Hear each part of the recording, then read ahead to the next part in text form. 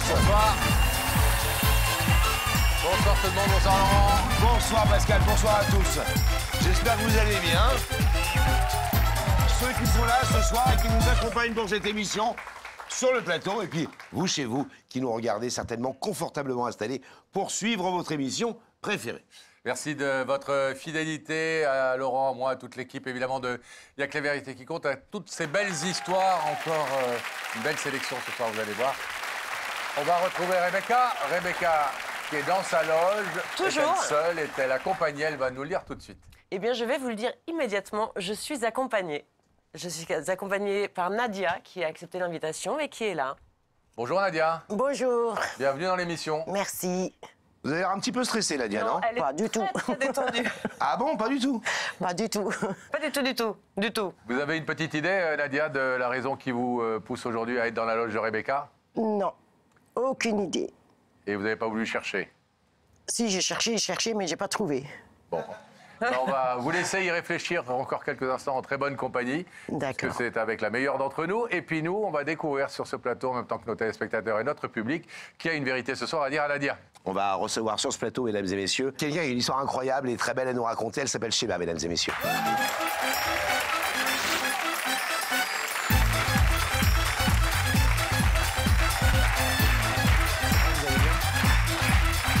Bonjour, bienvenue.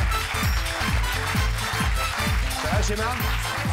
On prononce Sheima ou Sheima. Sheima? Pardon, Sheima. Vous connaissez l'émission? Oui, Vous l'aimez? beaucoup. Merci. Nous aussi, on vous aime beaucoup. Et à la fois, vous nous avez appelé il y a longtemps déjà Un petit pour moment. nous dire je voudrais inviter ma maman. Et parce que votre histoire, elle est incroyable, en vrai. Et que, évidemment, c'est ça qui nous a aussi intéressés, au-delà de tout ce que vous nous avez raconté.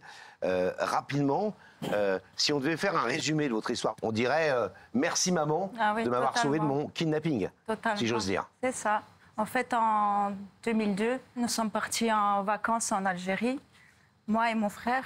Et au moment du retour, le 2 septembre, en se levant, on a appris qu'on n'allait plus retourner en Belgique, en fait, tout simplement. Et c'est là que ça a commencé. Donc, il a contacté ma mère en lui disant qu'il ne reverrait plus jamais ses enfants. Il, c'est votre Mon père. papa, c'est ça. Donc votre papa, en fait, et votre maman étaient séparés. Séparés. Votre papa était retourné vivre en Algérie. Votre maman vivait avec vous en On Belgique. était avec elle, on vivait Vous avec partez elle. en vacances. Et C'est ça. là, à la fin des vacances, au lieu de vous renvoyer en Belgique, eh bien, On ne revient plus. il vous retient. Voilà. Voilà, c'est ça, Vous avez à peine exactement. une dizaine d'années tous les deux. C'est ça. Moi, 10 ans et mon frère, 9 ans. Ça se passait pas très bien, c'était un peu la guerre entre vos parents, j'imagine, s'ils se sont Toujours, séparés. Toujours. Ma mère, elle a toujours subi des menaces par rapport à « je vais prendre tes enfants, je vais faire ceci ». Mais elle a toujours eu peur parce que si elle s'est dit « s'il les prend et qu'ils sont petits, ils vont pas me reconnaître, en fait ». Mais il l'a quand même fait. Il le disait, mais on ne pensait pas qu'un jour, vraiment... Vous vous souvenez de ce jour où vous étiez parti en vacances avec votre papa, dans un pays que vous aimez, j'imagine, Bien sûr. et qui est un très beau pays, et quand on vous a annoncé dans la famille ou votre papa que vous ne preniez pas l'avion pour rentrer? En fait, c'est simple. Mon papa n'était pas encore là. Il nous a rejoints le jour où on devait rentrer en Belgique, en fait. Et en se levant le matin, on était avec ma grand-mère. Elle nous a dit, votre papa a appelé et vous ne pouvez pas prendre l'avion. C'est tout ce qu'on savait, c'est tout. On ne savait pas ni pourquoi, ni comment. Et ce qu'il faut savoir, c'est que, comme dans la loi française, un enfant n'a pas le droit de quitter le territoire sans l'autorisation d'un des deux parents. En Algérie, c'est sans l'autorisation du père. papa. Donc, votre père était en mesure, effectivement, de vous empêcher tous les C'est deux ça. de repartir. Et là commence ce qu'au cinéma, on a vu, ou dans la littérature, sous le titre « Jamais sans mon fils » ou « Jamais sans Ouais. ma fille ». Là, c'est « Jamais sans mon fils et ma fille ». C'est ça. C'est-à-dire ce long combat d'une maman pour libérer ses deux enfants, pour vous retrouver. Vous avez toujours, j'imagine, la proximité que vous aviez avec votre frère. très Vous proche. avez toujours d'excellents rapports avec lui et tout se passe merveilleusement bien. Nos trois, c'est très fusionnel. Dans la bienveillance, toujours. C'est à la vie et à la mort, si j'ose dire. Ouais, c'est exactement ça. Vous êtes toujours à Bruxelles, toujours, Toujours. en Belgique. C'est ça. On embrasse nos amis belges qui nous regardent, beaucoup, très nombreux. Et votre maman, elle vit avec vous, elle s'occupe de vous, elle continue évidemment de s'occuper Toujours. de vous. C'est une mère incroyable et Elle s'arrête formidable. jamais. Elle arrête jamais. Elle s'arrête jamais. Toujours aux petits soins. Je t'ai pris ça, n'oublie pas ça, il te manque rien. Tout le temps, tout le temps, tout le temps. Vous avez quel âge aujourd'hui? 32 ans. 32 ans, donc ça fait plus de 20 ans. Ouais. que 22 ans. cette Elle n'est pas encore histoire, grand-mère, votre mère. s'est déroulée? Si, Elle est de vous, de moi. J'ai un garçon de 13 ans. Donc pareil, elle est toujours 13 aussi. ans. Très, ouais. Ouais. Si vous êtes ici, c'est parce qu'effectivement, on l'a vu dans le sujet, mais vous allez nous le raconter encore un petit peu plus. Sans votre maman, serait pas vous ici. seriez resté effectivement toute votre adolescence. On aurait sûrement mal fini. Ouais.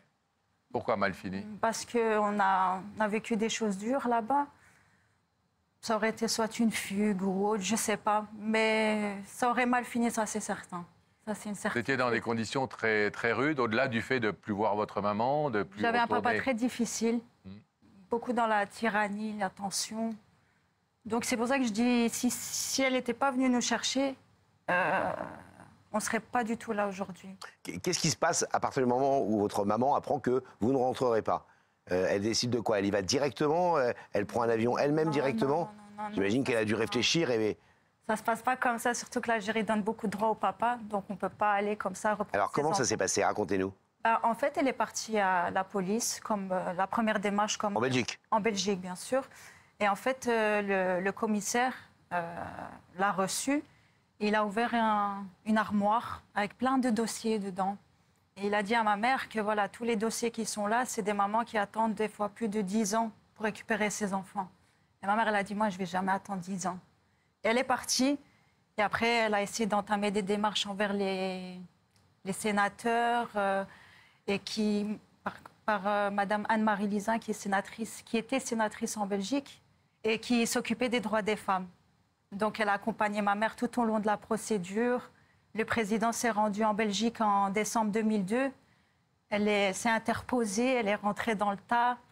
Et elle a tout fait, en fait. Même si elle n'avait pas le droit, il y avait la sécurité qui la retenait, mais le président lui a dit non, laissez-la passer. Enfin, il a dit à ma Comment mère... dit le président? Président Le De président quoi? l'Algérie, pardon. Ah, qui faisait une visite officielle En Belgique en 2002, Belgique. c'est ça. Ouais. Ah, et votre mère, elle était vraiment voir le Elle est président de la rentrée dans République le tas, algérienne. Elle est rentrée dans le tas, vraiment. C'était Et il a été- Monsieur Bouteflika à l'époque. C'est ça. Ouais. Abdelaziz Bouteflika, il a dit à ma mère que l'Algérie la soutiendrait. Et c'est ce qu'il a fait. Ah, c'est ce qu'il a fait. C'est ce qu'il a fait aussi. Donc Et c'est ta grâce au belle- président algérien et évidemment au combat de votre maman et de Bien cette sûr. sénatrice qui l'a aidé Sénatrice, oui. que quand même la situation a pu se dénouer. ça. Et comment vous avez été libérée? Alors racontez-nous. On était dans un lycée français. On étudiait à l'école là-bas, mon frère et moi. Mais ma mère était déjà venue une première fois, 2 mois après. Mais elle ne pouvait pas nous prendre avec elle parce qu'on lui a dit qu'il faut attendre que les démarches soient faites. Mais on a su la voir peut-être 5 minutes. Et c'est comme ça qu'on a su qu'elle nous a dit « Je ne vous ai jamais abandonné, je ne vais jamais vous abandonner. Soyez patient et je reviens. » Comment c'est passé? Vous vous souvenez, j'imagine, c'était il y a longtemps déjà, mais je souviens pense que certaines choses. ça doit être assez marquant. Vous vous souvenez exactement comment s'est passée cette rencontre pendant 5 minutes avec votre mère 2 mois après? Vous étiez enfant, ça faisait 2 mois que vous n'aviez pas vu 2 mois et demi plus. 2 mois et demi que vous n'avez pas vu votre maman. Ouais. Vous vous souvenez où, quoi, comment c'est passé, comment elle a été? Je me souviens vaguement, ce que je me souviens surtout, c'est le jour où elle est venue nous récupérer. Je sortais de la classe, mon frère aussi, c'était l'heure de midi. Et en fait, en allant pour aller à la sortie, je vois ma mère en face, en fait. Et là, c'est le choc. C'est vraiment un choc. On y Elle vous a croit dit pas. quoi? Elle a dit, je suis venue vous chercher. Là, on savait qu'on rentrait en Belgique. Non, ma mère, c'est... Qu'est-ce que vous avez envie de lui dire ce soir, Shaima Nadia, exactement? J'aimerais lui dire merci. Merci de nous avoir sortis de là. Et que je l'aime.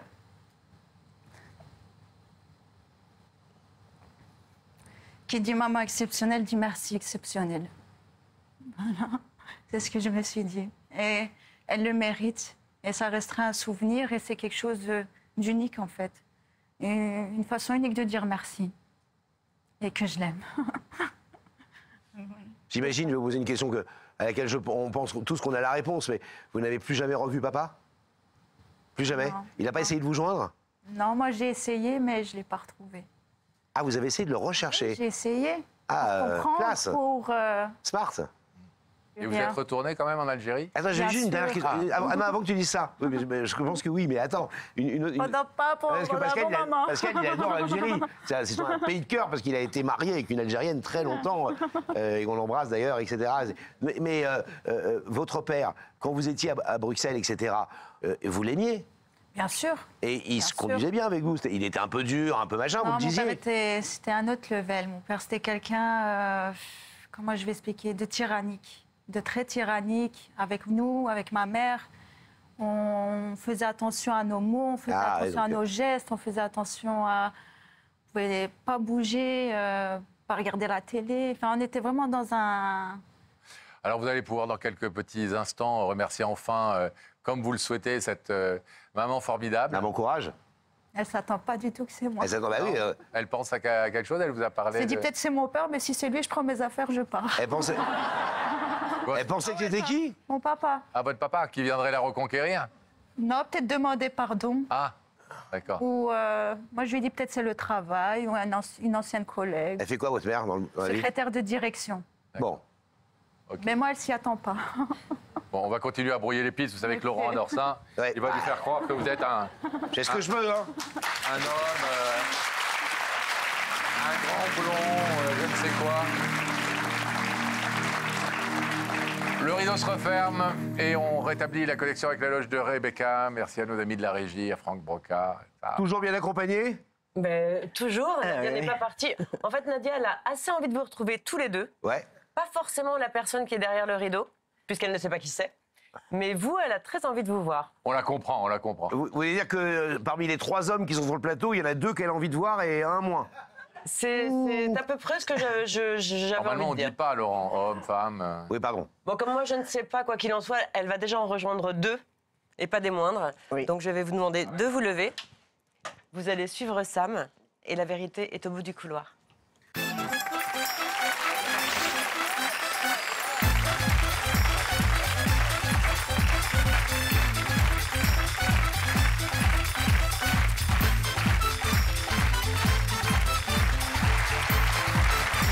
Comment allez-vous? Très bien, merci. Bien? Ravi. Vous allez bien? Très bien. Vous êtes contente de nous voir? Très. Bon. Enfin. Asseyez-vous. Asseyez-vous, Nadia. Merci. Comment ça va, Nadia? Ça va très bien. Vous avez toujours vécu en Belgique? Oui, Toujours. Toujours. C'est votre pays, de cœur. c'est l'Algérie. Mais C'est votre 2e pays, voilà, de cœur. tout à fait. Bon. Vous vivez où exactement en Belgique? À Bruxelles. À Bruxelles même? Oui. D'accord. Alors, vous n'avez aucune idée de l'identité de l'homme, de la personne qui se trouve de l'autre côté du rideau? Ok. Non, Non? non. Vous regardez souvent l'émission? C'est quoi les séquences que vous préférez dans cette émission? Les déclarations d'amour, les retrouvailles? Non, quand ils disent qu'on n'ouvre pas le rideau. Vous Ah ouais. préférez quand on n'ouvre pas le rideau?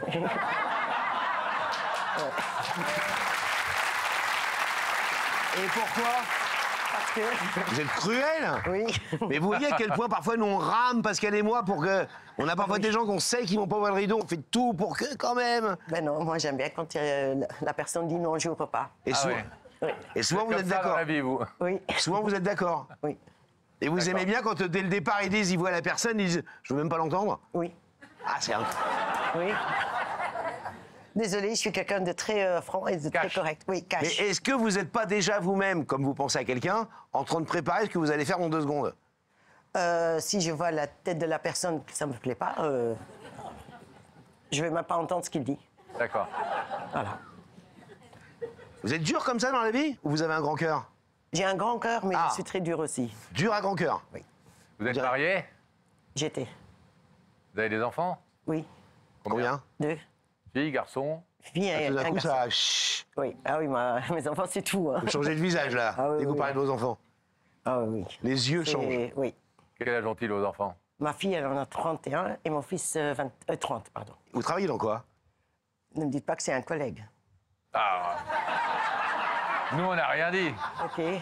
On n'a rien dit. Donc, pour l'instant, vous n'êtes pas en couple aujourd'hui. Non. Et ça pourrait être une déclaration d'amour. alors. Ouais. Non, non, non. Ne donne pas de... Non, non. Ça pourrait être un collègue et une déclaration d'amour en même temps. Non, non, non, non. Impossible. Non. Si je vous parle de David, ça vous parle ou pas? David. Oui. David. Non. Est-ce que vous avez envie d'un petit indice? Oui. Oh oui. Allez, regardez ces... Même moi, j'en ai envie, Pascal. On en meurt d'envie. Vous les aimez, nos indices? Oui. Vous les trouvez Ouais. bien faits? Oui, Ouais. très bien. Ah, vous allez voir. Surtout quand le rideau va rester fermé après. Jusqu'où tu es prête à aller par amour? Jusqu'où êtes-vous prête à aller par amour? Ben, par amour pour mes enfants, j'irai jusqu'au bout. Jusqu'au bout. Oui. C'est loin? Ah oui. Ah oui, oui, ça. Il n'y a rien qui compte plus à vos yeux. Ah oui. Un deuxième indice? Oui. Je ne te connais pas vraiment, toi, mais il paraît que tu es du genre têtu. Tu es du genre têtu. Oui. Têtu, vous êtes têtu? Non. Regarde. Puis, Zen. Zen, décroisez les bras. Voilà. Tout va Vous bien êtes se têtu? passer. Quand vous voulez un truc, vous l'avez? Non. Quand vous pouvez. quand je veux quelque chose, je me bats pour. Ouais. Vous pouvez déplacer des montagnes, Ah oui. de l'Atlas. Oui. Est-ce qu'on découvre, Nadia, l'identité de ce beau brun qui... Allez. On ouvre les écrans sur l'autre côté du plateau. Oui. La regardez là-haut.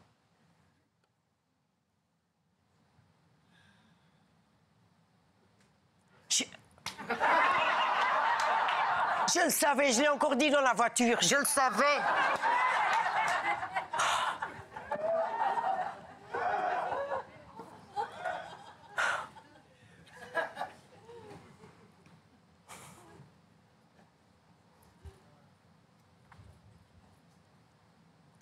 C'est pas papa.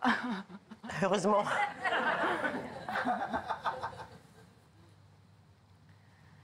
Je voulais juste te dire merci.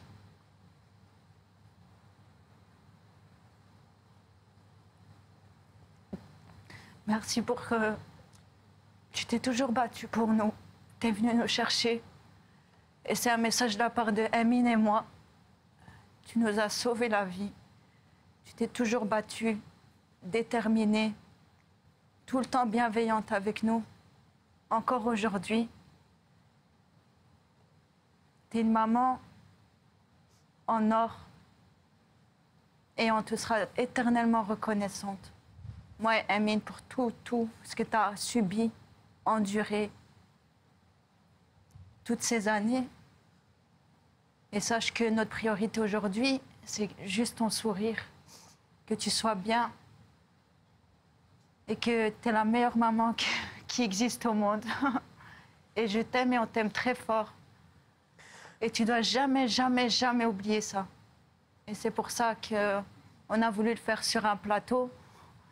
C'est pas commun, mais tu le mérites.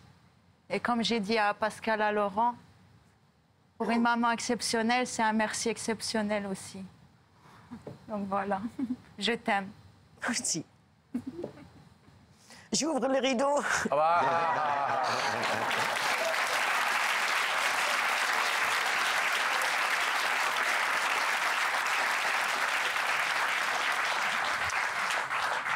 Votre fille Shaima nous a raconté évidemment votre histoire commune. J'imagine que ça reste gravé dans votre mémoire et que ces moments un peu compliqués que vous avez vécu, passés, etc., où vous avez vraiment craint, je pense, de ne plus jamais revoir vos enfants, sont bien terminés en fin de compte. Et notamment, elle nous a dit, grâce à votre détermination, c'était quoi? J'imagine que vous vous souvenez très bien de cette période où vous étiez sans vos enfants. Oui. Qu'est-ce qui vous motivait chaque matin? Qu'est-ce que vous disiez chaque matin? Je ne les reverrai plus? Ou quoi qu'il arrive, je les reverrai? Non, je me disais tous les jours, je ferais tout pour les récupérer. Je ne pouvais pas laisser mes enfants là-bas, c'était impossible. Ma vie, c'est eux. Et quitte à moi-même perdre ma vie pour eux, j'étais prête. Mais vraiment. Et j'ai tout fait pour les ramener et voilà. Ça m'a pris 4 mois et demi de souffrance, vraiment. Et voilà, finalement, j'ai pu les ramener. Je ne savais pas où ils étaient au début. Enfin, la pire chose qu'on peut faire à une mère, c'est lui enlever ses enfants. Et ça, c'est vraiment une histoire très douloureuse pour moi. Est-ce que vous vous souvenez encore de la vitesse à laquelle battait votre cœur quand vous êtes trouvé dans ce petit couloir de du lycée français où ils étaient, de l'école française où ils étaient, et que vous les avez vus arriver, et que vous leur avez dit... À l'heure du midi, ils sortaient des cours? Je Oui. vous ramène en Belgique. Oui, tout à fait. Vous avez encore cette image Oui, gravée oui, dans la oui, mémoire. c'est gravé dans ma mémoire, ça, je ne pourrais jamais oublier, jamais. Pareil que vous avez déplacé les montagnes, Pascal disait tout à l'heure. Oui. Mais vous avez même rencontré le président Bouteflika? Oui. Il vous a dit quoi? Il a été sympa? Oui, très. Chaleureux et tout? Oui. Bah, il ne savait pas que j'étais là. Hein. Oui. Et alors? Je savais qu'il allait venir, j'étais au Sénat. Et comme je vous dis, je suis quelqu'un de très têtu et déterminé. Donc je me suis mise derrière et dès qu'il s'est approché, j'ai sauté. J'étais droit devant lui. Je lui ai dit que je lui ai raconté ce qui m'est arrivé et que s'il pouvait m'aider à récupérer mes enfants. Et il l'a fait. Il a dit, quand vous venez en Algérie, la loi algérienne s'appliquera aussi pour vous. Et effectivement, donc j'avais pris les enfants de l'école. On est parti directement à l'aéroport.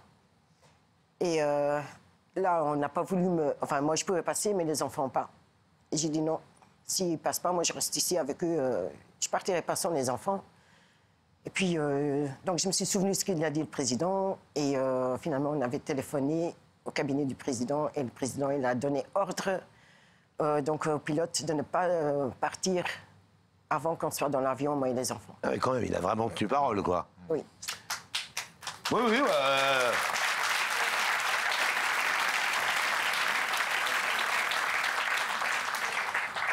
C'est dommage parce qu'on aurait aimé faire plaisir à Shaima que ce rideau s'ouvre, mais comme on sait que vous les aimez fermés... Non, je veux que vous ouvriez le On va rideau. donc vous laisser repartir, Nadia. Voilà, et Merci en tout cas d'avoir été présente sur ce plateau ce soir. Non, je vais ouvrir Bon le retour en rideau. Belgique. Ah, vous êtes Sans contente, ma là? fille. Et on laisse bien le rideau fermé. Hein. Non. Nadia, Je je vais vous l'ouvre demander moi-même.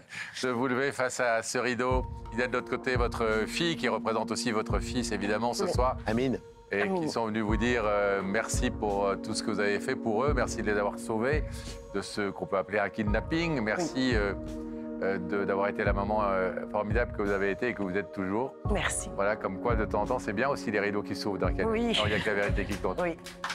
Allez, Allez, on ouvre le rideau.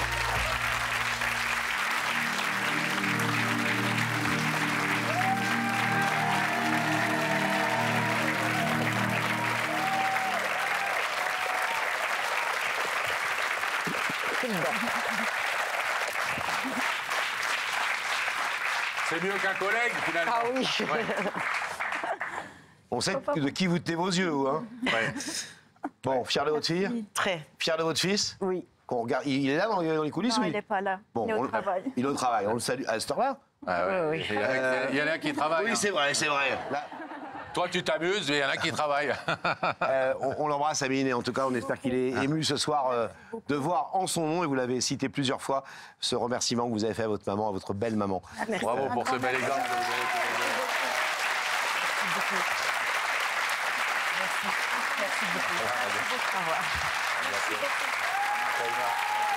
Allez, bras dessous.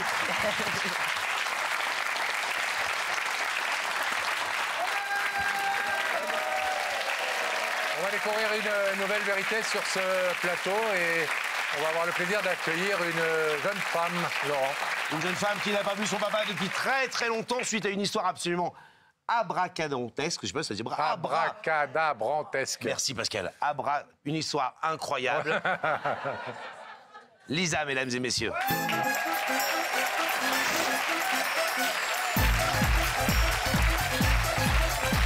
Salut Lisa, asseyez-vous. Bienvenue.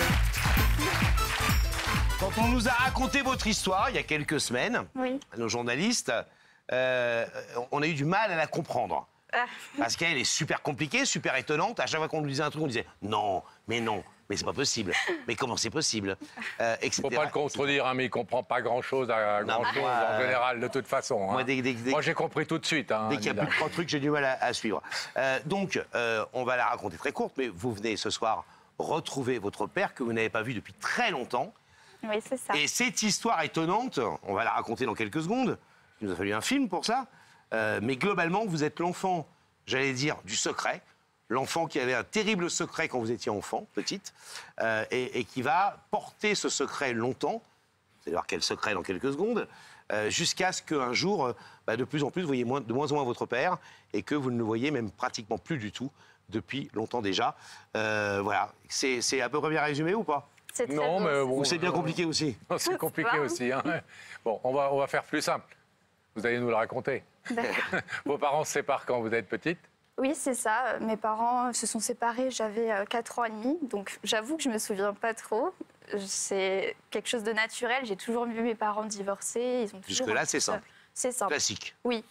Et donc vous vivez avec maman, mais vous voyez papa Voilà, régulièrement? je le voyais un week-end sur 2 et la moitié des vacances. Classique. Et classique, Dans beaucoup de séparations. exactement. Et puis un jour, il a rencontré une personne. Et c'est là que Classique. ça a commencé à changer. Oui, parce qu'en fait, il vous présente une Sa dame compagne, oui. et en fait, vous apprenez tout de suite que cette dame, elle est mariée C'est ça. et que toute la famille de cette dame ne sait pas qu'elle entretient une relation avec votre père. Oui, c'est ça, exactement. Mais régulièrement, vous allez dans la famille avec votre père de cette dame Oui, et vous êtes obligé de mentir et de porter ce secret, alors même que vous devenez petit à petit ami avec les enfants de ce couple, dont le mari est trompé, et que ce secret vous pèse de plus en plus lourd. ouais, c'est exactement ça. C'était très compliqué parce que j'étais très petite.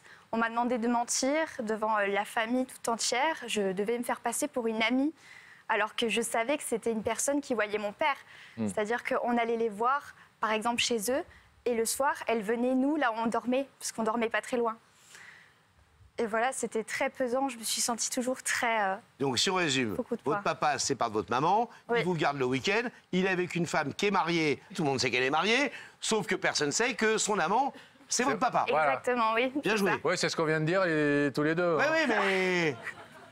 oui, oui, oui. Bon, on essaie de vous détendre un peu.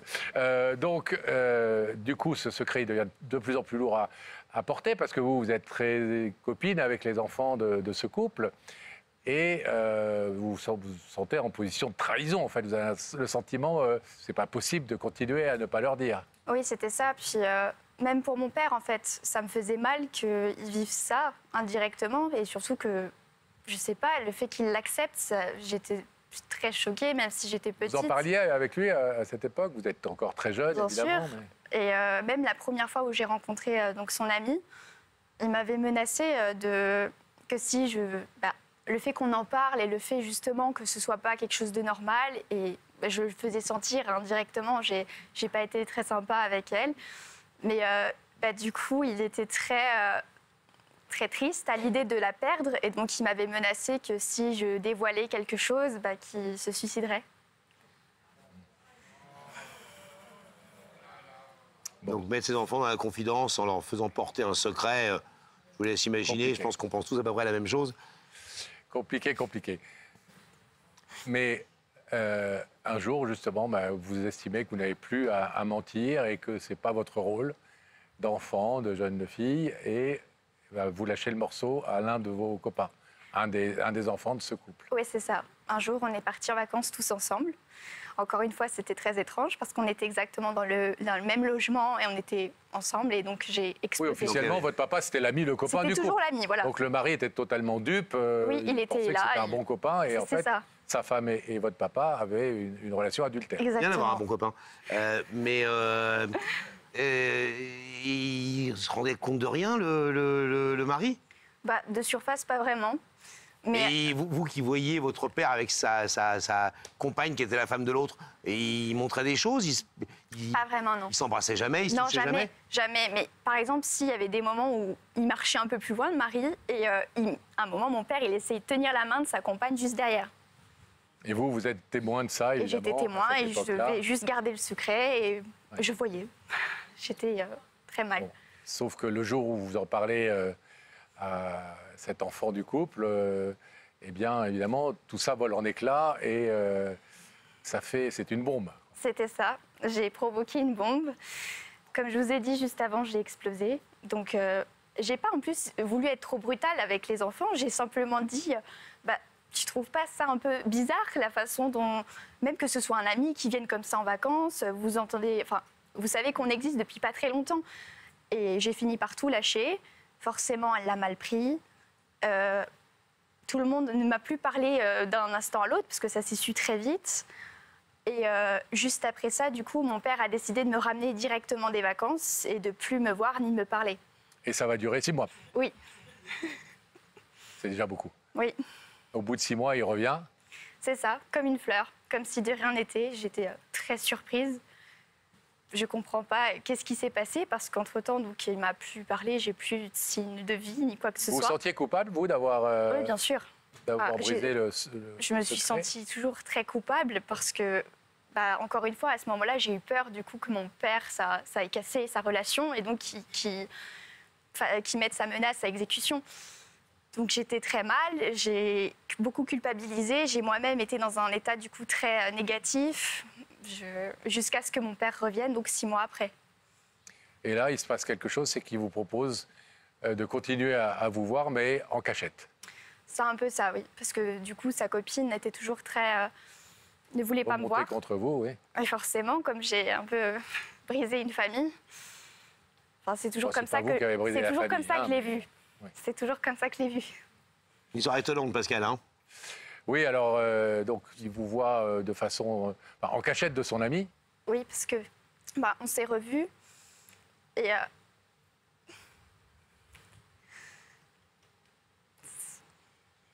ça a brisé un lien. Prenez votre temps. Vous voulez un petit verre d'eau? Quelque chose? Non?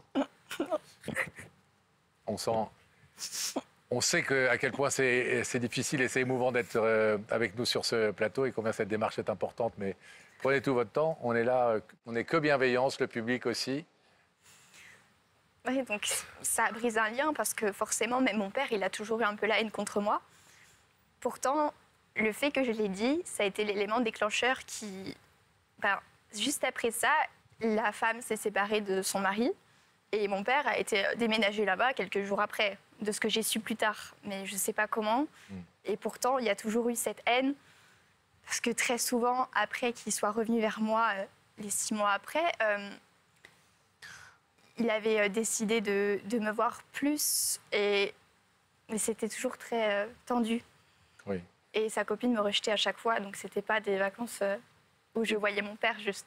Et depuis, il n'y a plus jamais eu de vraies relations père-fille, en fait. Ça ne s'est jamais bien passé, jusqu'à ce qu'il y a 1 an, vous décidiez vous-même de couper complètement les ponts parce que vous estimez que vous n'arrivez à rien et qu'il n'y a aucune sincérité, aucune vérité dans ce rapport. Oui, c'est exactement ça. Après quelques temps, du coup, quelques années, je me suis dit que c'était pas bon pour moi. Je me suis rendu compte forcément que c'était toxique, ça me pesait. Et... donc, à un moment, je lui ai dit, ça suffit, je veux plus de contact avec toi, parce que si tu n'es pas capable de faire la part des choses entre ta vie personnelle et moi, c'est pas possible. Donc, on a coupé tout contact. Et en fait, quelques temps après, j'ai ma grand-mère paternelle, du coup, qui m'a appelée et qui m'a dit que mon père avait eu un infarctus. Du coup, ça a été un élément aussi qui m'a beaucoup perturbée, parce que je me suis dit, attends, s'il se passe quelque chose, si c'est... il n'y a plus de contact, je peux pas... Donc j'ai essayé de le rappeler. Bon, il était à l'hôpital. J'ai finalement réussi quelques temps après à rétablir un contact. Mais c'était très bref. Finalement, ça n'a pas développé sur quelque chose de plus. C'était juste des nouvelles, c'était très cordial. Après, plus de nouvelles encore. J'ai mon numéro qui a été bloqué subitement du jour au lendemain après ça. Et c'était l'année dernière, pendant la fin de mes vacances scolaires, que j'ai décidé avec mon copain d'aller en Haute-Savoie directement le voir. Et c'était le seul moyen en fait que j'ai vu pour établir un nouveau contact encore, parce qu'il ne me répondait plus. Donc j'ai débarqué chez lui, j'ai essayé de l'appeler avec le numéro de mon copain, comme j'étais bloquée. Et là, c'était une très grosse surprise. Il était très choqué parce qu'il ne s'y attendait pas. Et mon père reste une personne très sensible et voilà, qui veut peut-être me voir malgré tout, qui a eu peur par rapport à sa compagne, vu qu'elle ne m'aimait pas trop, et m'a demandé de descendre un peu plus bas dans la rue, me cacher. Et c'est la compagne que j'ai vue arriver dans mon rétroviseur qui m'a accueillie, pas très chaleureusement. Et voilà. Après, j'ai vu mon père, qui était très mal à l'aise, parce que je pense qu'il a conscience de la situation. Et j'ai explosé, encore une fois. J'ai explosé parce que même qu'ils ne réagissent pas plus que ça, c'est juste des larmes, c'est pas des... Je prends pas conscience directement, je sais, mais je ne fais rien. Et j'ai explosé, j'ai étalé toute ma colère. Et ça a fini comme ça. Parce que juste après cet épisode, mon père a fait comme si de rien n'était. C'est-à-dire qu'il m'a envoyé des messages, parce qu'il a redébloqué mon numéro. Et il a fait comme si de rien n'était, comme si c'était un père qui avait toujours été exemplaire. Et j'ai encore une fois pas accepté ça parce que je peux pas, du jour au lendemain, il faut qu'il y ait une explication de sa part, qu'il se rende compte de ce qui s'est passé. C'est ce que vous êtes venu essayer de provoquer ce soir Exactement. en faisant cette démarche sur l'émission. Alors Laurent le disait au début, une histoire complexe dans laquelle vous avez dû endosser un mauvais rôle à chaque moment, en fait, à la fois quand vous étiez dans le mensonge et à la fois quand vous avez dit la vérité. Oui. On a essayé d'en faire un film, regardez.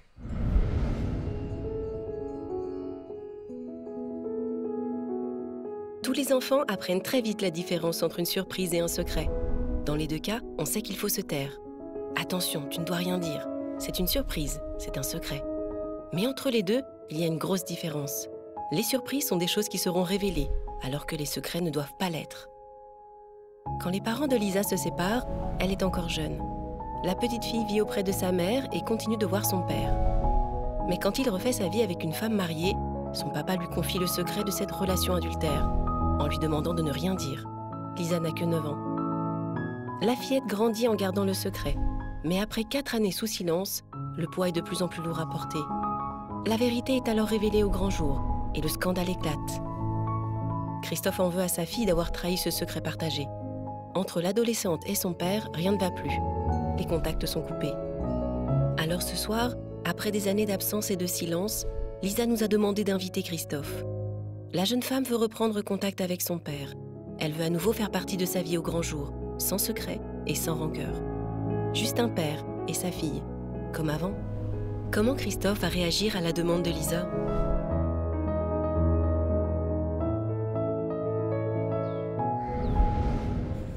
C'est des photos de votre papa avec vous, enfant, qui évidemment vous touchent beaucoup. Le film dit un papa et sa fille comme avant. Pardon de vous le dire aussi brutalement, mais le comme avant est un peu sympathique parce qu'en réalité, le rapport que vous avez toujours eu, j'allais dire depuis la tromperie, la séparation, c'est pas vraiment un rapport de fille et de papa comme avant, enfin normal entre guillemets. Non, c'est vrai. Vous en convenez quand même. Bien sûr. On vous a fait porter des choses que vous n'auriez jamais dû porter. On vous a fait jouer des jeux et avoir des rôles que vous n'auriez jamais dû endosser normalement. C'est vrai. Mais j'ai toujours gardé l'image du père quand même que j'avais eu avant cet épisode, avant cette période. J'ai eu des souvenirs avec lui. Il a été présent un temps. Et j'ai quand même toujours eu cette image. Je sais que c'est une bonne personne et qu'il est devenu comme ça sous l'influence d'une autre personne. Mais c'est pas de sa propre volonté. Donc oui, je veux retrouver ce père que j'ai connu avant. Votre maman, dans tout ça, elle a appris que l'homme de sa vie, le papa de ses enfants, était avec une nouvelle femme. Oui. Et elle a bien vu, elle a été au courant, elle, de l'histoire à un moment donné, quand ça a explosé. Elle est au courant de tout depuis le début. Et elle n'a pas pris votre défense, elle n'a pas dit à votre papa, tu arrêtes de mettre notre fille dans cette situation aussi difficile. Elle a toujours pris ma défense et elle a aussi toujours pris la défense de mon père indirectement. Mais ça a créé des conflits. Bien sûr. Mais mon père et ma mère, après leur divorce, ils ont toujours été assez proches. Ils ont toujours été très amis. C'était un soutien mutuel, en fait. Et ma mère le connaît mieux que moi, du coup, puisqu'elle l'a vu beaucoup plus longtemps que moi. Mais comme j'ai dit, il a toujours été une personne très gentille et très fragile. Donc, elle sait comment il est et l'influence que ça peut comment ça peut lui impacter, lui. Elle espérait qu'on ait une bonne relation. Et que vous retrouviez une communication, une harmonie tous les deux. Il a eu d'autres enfants? Non, je suis la seule. Ah, c'est sa seule fille? Oui, ou plus. Alors, qu'est-ce que vous attendez de ce passage dans l'émission? Si Christophe a répondu à votre invitation, s'il se trouve en quelques instants de l'autre côté de ce rideau, qu'est-ce que vous attendez de lui? Qu'est-ce qu'il pourrait faire que, disons le mot, ce courage qui lui a toujours manqué, d'affronter sa compagne, je ne sais pas s'il est marié, et de lui dire, voilà, j'ai une fille, elle compte pour moi, et il faut que tu l'acceptes. En quoi il va le trouver davantage ce soir? Je pense que ça reste une personne fragile et que la démarche ne le changera pas forcément. Mais je veux juste même qu'il sache que moi, je lui en veux plus. Je suis plus énervée de tout ce qui s'est passé. J'ai grandi. Je pense à tous mes souvenirs. Je sais qui il est au fond. Et je veux qu'il le sache parce que je pense aussi que la façon dont maintenant j'ai réagi les dernières années en coupant contact, ça l'a bloqué forcément. Et je veux juste qu'il sache que je l'aime malgré tout et que je souhaite vraiment qu'on réapprenne à se connaître. Parce qu'on... Je sais pas, je veux qu'il voit qui je suis devenue, comment j'ai évolué et qu'indirectement, c'est aussi grâce à lui. Moi, tout ce que je veux, c'est mon père. D'accord. Ben, écoutez, on va déjà voir s'il a accepté cette invitation. Vous avez 19 ans? Oui. Vous faites quoi dans la vie? Je suis en première année de droit. Très bien. Et à côté de ça, je travaille à Luxembourg. Pascal, on va retrouver peut-être Rebecca. On va aller voir Rebecca. Et puis, on vous laisse dans quelques instants. On vous retrouve dans un moment. Le rideau va se refermer derrière nous. Et nous, on va ouvrir... la régie va ouvrir la loge de Rebecca, qui est, je vous le rappelle, hermétiquement fermée pendant toutes ces séquences, évidemment, pour qu'il n'y ait pas de communication. Rebecca, oh là, oh là. Oui, je vous entends. La tête des mauvais jours. Oui, c'est un peu la tête des mauvais jours. Donc, Pascal et Laurent, je suis désolée de vous apprendre, et on va le faire vite, que Christophe n'a pas répondu positivement à notre invitation. Mais voilà, effectivement, et ça a été un peu difficile d'entrer en contact avec lui. Nous avons réussi à rentrer en contact avec lui. Il était assez étonné qu'on lui laisse tous ces messages. Il a été surpris et assez choqué de cette invitation, au final. Ensuite, il a un peu... Choqué, parce que c'était la télé qui l'appelait ou parce qu'il savait pourquoi on l'appelait? Non, d'abord, il était choqué parce qu'effectivement, il était contacté par la télévision et qu'il était invité sur ce plateau. Ensuite, il a un peu réfléchi et ça a été assez rapide dans sa tête. Et je pense pouvoir dire qu'il supposait que c'était effectivement Lisa qui lui demandait de venir, parce qu'il a réfléchi et qu'il ne voyait pas vraiment d'autres personnes qu'elle. Et il a répondu que c'était trop tôt pour lui, pour le moment. Ce qui ne veut pas dire que c'est totalement fermé, c'est pour l'instant trop tôt. Voilà, il a besoin de réfléchir et de se poser, je crois. On peut supposer qu'il regarde l'émission? Je pense qu'on peut plus que supposer. Merci Rebecca, vous avez fait votre possible et toutes les équipes évidemment de Y'a que la vérité qui compte avec vous. On va ouvrir le rideau, nous, on va retrouver Lisa de l'autre côté.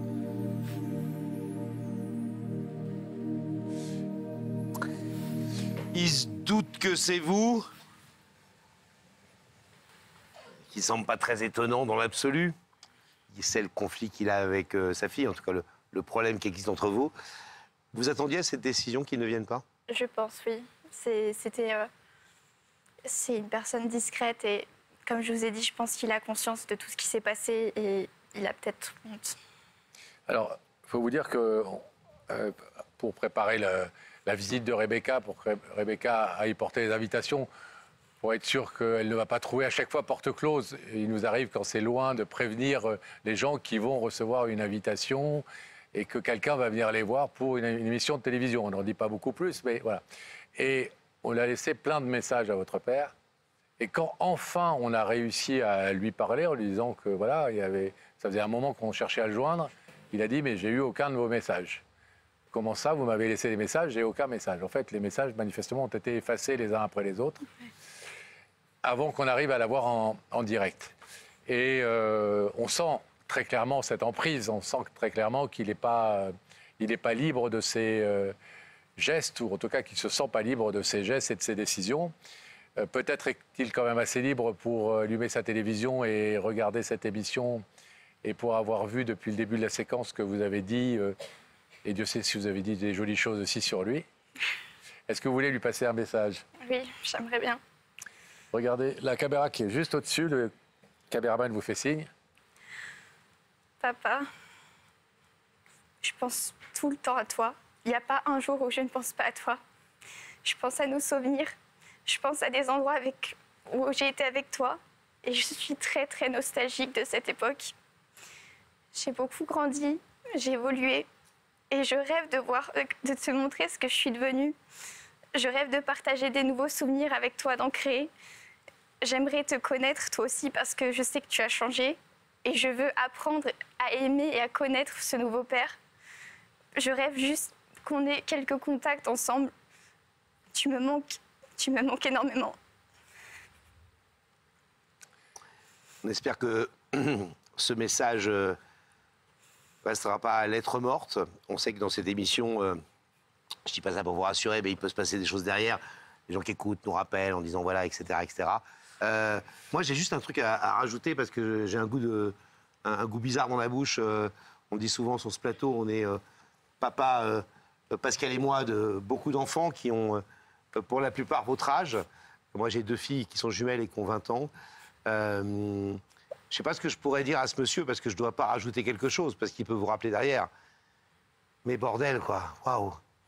Que c'est dur de voir vos larmes, que c'est dur de voir cette culpabilité qui envahit vos yeux et votre visage sans aucune justification. Je ne sais pas ce qui fait qu'on n'ouvre pas son cœur à un moment donné, même si on décide de moins voir, d'être moins présent et on a sa vie, juste d'ouvrir son cœur. Donc j'espère que ce message lui arrivera ce soir et qu'il n'y ait pas des gens autour de lui qui l'empêchent juste d'être un humain, j'allais dire un père, mais déjà un humain normal, entre guillemets. Donc bon courage à vous. Merci. Moi, je rajouterais, je serais vachement fier d'avoir une fille comme vous. Moi, j'en ai pas, j'ai que des garçons, mais voilà. Donc, vous êtes une jeune femme remarquablement construite, jolie, forte. Et vous avez tout pour vous. Et on est sûr que ce papa, il va finir quand même par prendre un peu son courage à 2 mains et faire ce qu'il doit faire. Dernier petit truc. Arrêtez avec la culpabilité. Vous n'y êtes pour rien. C'est des histoires d'adultes, on n'aurait pas dû vous mettre ça dans la tête et vous n'auriez jamais dû être dans cette situation. Et il y a votre maman qui est derrière vous, qui a un micro. C'était votre fille qui fait cette démarche. Est-ce que vous voulez dire un mot, madame, sur cette fille formidable que vous avez? D'abord, merci pour les compliments envers ma fille. Je ne pensais pas moi-même avoir des larmes. Je suis très, très, très fière. Très fière, parce que ça fait 11 ans qu'on vit toutes les deux toutes seules et que j'assume tout. Et je ne veux que son bonheur en tant que maman. Et je sais que son père est quelqu'un de très très bien. Et j'y crois de tout mon cœur. Je sais qui j'ai aimé, même si j'ai choisi de divorcer. Je l'aimerai toujours parce qu'il m'a donné la plus merveilleuse des filles. Donc j'espère qu'elle aura la chance de le revoir et d'avoir un vrai rapport avec lui. C'est tout ce que je souhaite aussi. Merci en tout cas pour tout. Merci. Bon, allez, on va vous laisser repartir toutes les deux. On se tient au courant, évidemment. Il y a plein de choses qui se passent après l'émission, c'est pas fini là. OK ? Merci beaucoup. Allez, bon démarre là. Bon courage.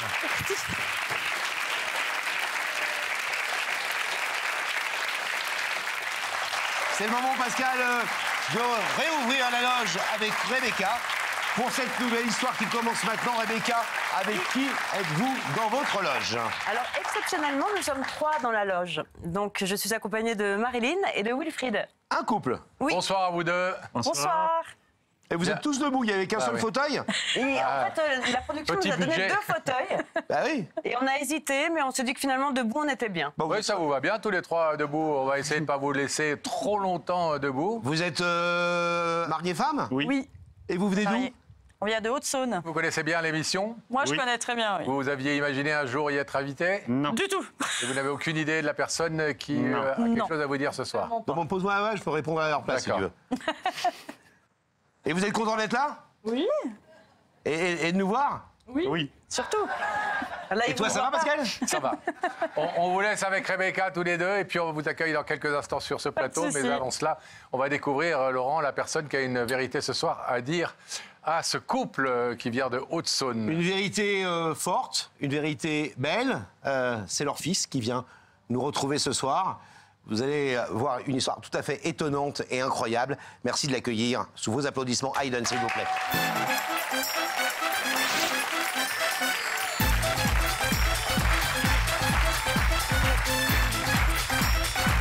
Salut Hayden, ça va? Ça va, Hayden? Et vous? Comment ça va? Bah, ça va bien, et vous? Pas trop stressé? Non, ça va. Pas trop inquiet de voir les parents? Pas du tout. avoir peur. Ils se doutent pas un instant, vous pensez que c'est vous qui les invitez Pas du tout, pas du tout. Je suis censé surveiller les enfants en plus de ça, les petits. Ah. D'autres enfants? Oui, mes frères et sœurs. Ah oui. Vous faites de babysit, ils ont quel âge? Ça va de 7 à 15 ans à peu près. Ah, ils vont être contents, ils sont tout seuls à la maison, vous avez trouvé une solution. Oui, ma grand-mère les surveille. Bon. C'est important d'avoir une grand-mère quand on veut faire regarder les enfants. Donc vous vivez toujours chez les parents? C'est ça. Quel âge avez-vous? J'ai 19, bientôt 20. Qu'est-ce que vous faites dans la vie? Là, pour l'instant, je passe mon bac. Et après, je vais devenir étudiant, j'espère, en audiovisuel ou tourisme. Et très Rien bonnes à voir, écoles. mais- Ouais. Vous avez, Hayden, une histoire absolument incroyable, dont on entend souvent de plus en plus parler aujourd'hui, et c'est bien, mais qui est une histoire forte. C'est que vous vous appelez Hayden. Oui. Mais vous vous appeliez... Anciennement, un prénom féminin. Que vous ne voulez plus dire? Non, on va éviter. D'accord. Donc vous êtes né biologiquement... Femme. Fille, voilà. C'est ça. Et à quel moment de votre enfance, de votre adolescence, vous êtes-vous rendu compte que vous étiez mal dans ce corps de fille? Véritablement, depuis tout petit. J'ai jamais été accepté dans les groupes d'amis féminins. J'ai toujours été dans les mecs. J'ai toujours été habillé avec des survêtements masculins. J'ai toujours joué avec des action man, des voitures cars, des trucs comme ça. Donc ça a toujours été là. Mais honnêtement, la première fois où je me suis dit c'est maintenant que ça se passe, c'est quand j'ai eu la première fois la puberté féminine. Donc les règles, la poitrine qui poussait. Et là, je me dis, bah non, il y a un problème. Moi, je veux me balader torse nu, en fait. Donc c'est à ce moment-là où je me suis dit qu'il y a eu un couac. Peut-être à la naissance. Ça veut dire qu'on comprenne bien que la petite fille que vous étiez n'en parlait pas. Non, pas du tout. À l'école, tout le monde pensait que vous étiez une fille. Ça, oui. Et vous aviez votre prénom que vous ne vouliez plus dire. Vous nous direz pourquoi d'ailleurs peut-être. Pourquoi vous ne voulez plus le dire votre prénom? Parce que ça rappelle du coup un souvenir féminin du passé qui n'a jamais vraiment été moi. Et du coup, pour moi, je m'appelais Ryan quand je jouais au jeu. Donc, à l'époque, vous appeliez Ryan? Oui, quand je jouais avec ma sœur ou mes frères, je m'appelais Ryan ou Baptiste ou Ethan, n'importe quoi, mais je changeais tout le temps mon prénom. J'étais le professeur des écoles. Donc, à l'école, justement, vos petits copains, vos petites copines, vous considérez comme une amie, une petite copine. Ça. Et vous étiez dans un silence absolument total par rapport à ça, même si vous le ressentiez au fond de vous. C'est ça, oui. Toujours. Et auprès de vos parents, on va parler de vos parents dans quelques instants, dans votre entourage proche, à quel moment vous avez commencé à exprimer le fait que vous ne vous sentiez pas fille, mais garçon? Il y a 3 ans. Ah, il y a 3 ans, il n'y a pas longtemps. C'est très très récent, oui. Il y a 3 ans, je l'en aurais parlé. J'ai passé, avant ça, il y a plus de 5 ans, un coming out lesbien où je me dis, en fait, j'aime les femmes. Et ça a tout de suite été accepté. Et je me suis dit, en fait, le mot lesbien ne me correspond toujours pas. Et c'est là où je me dis, en fait, je suis un mec. Donc, je leur ai dit, 3 ans maintenant, que j'étais un mec et que du coup, que j'étais hétéro finalement, un mec qui aime les femmes. Et c'est là que vous avez entamé votre processus de changement de prénom et tout ça. Changement de prénom, de changement physique aussi, évidemment, qui n'est pas le plus léger à vivre non plus. Non, pas du tout.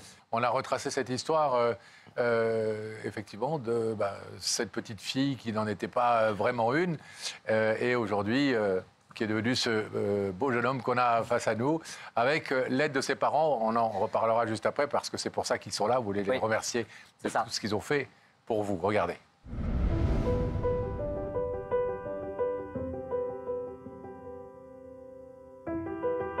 L'histoire d'Hayden, c'est la vie d'un petit garçon qui vient au monde dans un corps de fille. Une petite fille attendue et choyée par sa famille, mais qui très jeune se sent née dans un corps qui ne lui correspond pas. Pour son entourage, Hayden est ce que l'on appelle un garçon manqué. Elle déborde d'énergie et avec ses amis, elle préfère qu'on lui donne des prénoms masculins. À l'école, Hayden vit le temps des premiers doutes et des premières interrogations. Où est ma place dans un système où tout est organisé avec d'un côté les filles et de l'autre les garçons? Au collège, Hayden affronte le temps des moqueries et du harcèlement. Les enfants ne sont pas tendres avec celles ou ceux qui se sentent différents. Et puis à l'adolescence, vient le temps des tourments. Hayden est mal à l'aise avec son corps qui change. Ses formes féminines semblent ne pas lui appartenir. Alors à 16 ans, la jeune fille décide d'ouvrir son cœur aux 2 personnes en qui elle a le plus confiance, Wilfried et Marilyn, papa et maman. Elle leur confie son sentiment de ne pas être dans le bon corps. Elle veut devenir un garçon. Wilfried et Marilyn aiment leur enfant, peu importe son apparence. Ils lui promettent d'être à ses côtés tout au long de sa transition. Mais si sa famille accepte son choix, le regard des autres ne sera pas aussi clément. Pour Hayden, passer de elle à il ne sera pas chose facile. Heureusement, ses parents sont là. Il peut compter sur leur soutien tout au long des longues étapes médicales. Alors ce soir, le jeune homme a décidé de faire la plus belle des surprises à Wilfried et Marilyn et de leur délivrer un message d'amour à la hauteur de sa reconnaissance. À parents exceptionnels, hommage exceptionnel, sur le plateau de Y'a que la vérité qui compte. On vient de le voir, vous avez une enfance heureuse, petite fille, même si mentalement ça devait être plus compliqué que ce que les photos montrent, en tout cas. Vous nous avez dit que c'est quand vous avez commencé à regarder les filles. C'est ça. Et à ce moment-là, qu'est-ce qui fait? C'est ça qui vous pousse à en parler à vos parents? Quand j'ai fait cette démarche, je savais qu'ils allaient totalement accepter ma nouvelle démarche de dire que je suis transgenre et que je suis là pour devenir un garçon, que j'ai toujours été un garçon. Je savais qu'ils allaient totalement accepter, parce qu'on en avait déjà parlé. Ils accepteraient leurs enfants dans n'importe quel état qui serait, que ce soit qu'ils aiment les femmes, qu'ils aiment les hommes, qu'ils deviennent amour inconditionnel. Un homme. Ouais, exactement. Mais il y a quand même une différence, et d'où aussi votre présence sur le plateau, il y a quand même une différence entre accepter que son fils, sa fille soit gay, lesbien, etc. Et accepter, et accepter au sens de l'assumer et de ne pas en avoir peur, tout le changement physique, médical, qui n'est pas sans risque. Et donc ça, comment ils ont réagi, vos parents, quand vous leur avez annoncé que vous vouliez changer de sexe, et pas simplement à la mairie? En fait, tout simplement, quand je leur ai dit, voilà, déjà de base, je suis un homme, c'est eux qui ont choisi mon prénom, donc c'est eux qui ont choisi Hayden. Je leur ai simplement dit, voilà, je vais devenir un homme, vous avez une liste, choisissez mon nouveau prénom. Parce que je me suis dit, à la naissance, c'est eux qui m'ont donné le prénom. J'étais pas conscient pour ça. Et là, en fait, je suis tout simplement en train de renaître, donc c'est à eux de me nommer. Et du coup, tout simplement, quand je leur ai tout expliqué de A à Z, mes démarches que je veux faire, donc je veux être suivi médicalement pour avoir une barbe, pour avoir une voix, tout ça. Donc l'hormonothérapie, je vais avoir accès. Je veux changer mon prénom à la mairie, je veux changer mon sexe à la mairie, enfin, du coup, au tribunal également. Et on a eu des discussions pendant des jours et des jours. Encore maintenant, on en parle. Parce que même moi, honnêtement, je suis dans le flou. Donc on découvre, en fait, je découvre littéralement toutes les démarches avec eux. Et ils m'aident absolument dans toutes les démarches que je souhaite entreprendre. Et ils ont toujours trop bien réagi. Et ils sont même à dire des questions que moi-même, je ne me suis jamais posées. Par exemple, avec ma copine, comment que ça se passe, comment elle l'a appris, elle l'aurait appris et tout. Ils vont beaucoup plus loin dans les questions que moi-même. Ils sont sans tabou, quoi. Ah oui, il n'y a aucun tabou dans la famille. Vos parents ont quel âge? Ils ont la quarantaine, les deux. Bon, donc ils sont des jeunes parents, entre guillemets, mais enfin, ils sont d'une génération qui n'est pas la vôtre, par définition. Pas du tout. Comment ça s'est passé dans l'idée d'assumer comme ça auprès de l'entourage amical, des copains, de la famille, qui ont parfois un regard un peu moins bienveillant que... Du coup, la famille proche, c'est coup-ci, coup-ça, on va dire. Il y en a qui acceptent, il y en a qui ont du mal à accepter, il y en a qui ne comprennent pas les démarches. Mais mes parents, ils ont toujours dit, de toute façon, si vous n'acceptez pas mon fils, vous venez plus chez moi. Alors, comment répondre à cette question, si vous le voulez, puis de rentrer dans le niveau de détail que vous voulez, je vous laisse faire. Mais comment on devient un garçon quand on est une fille?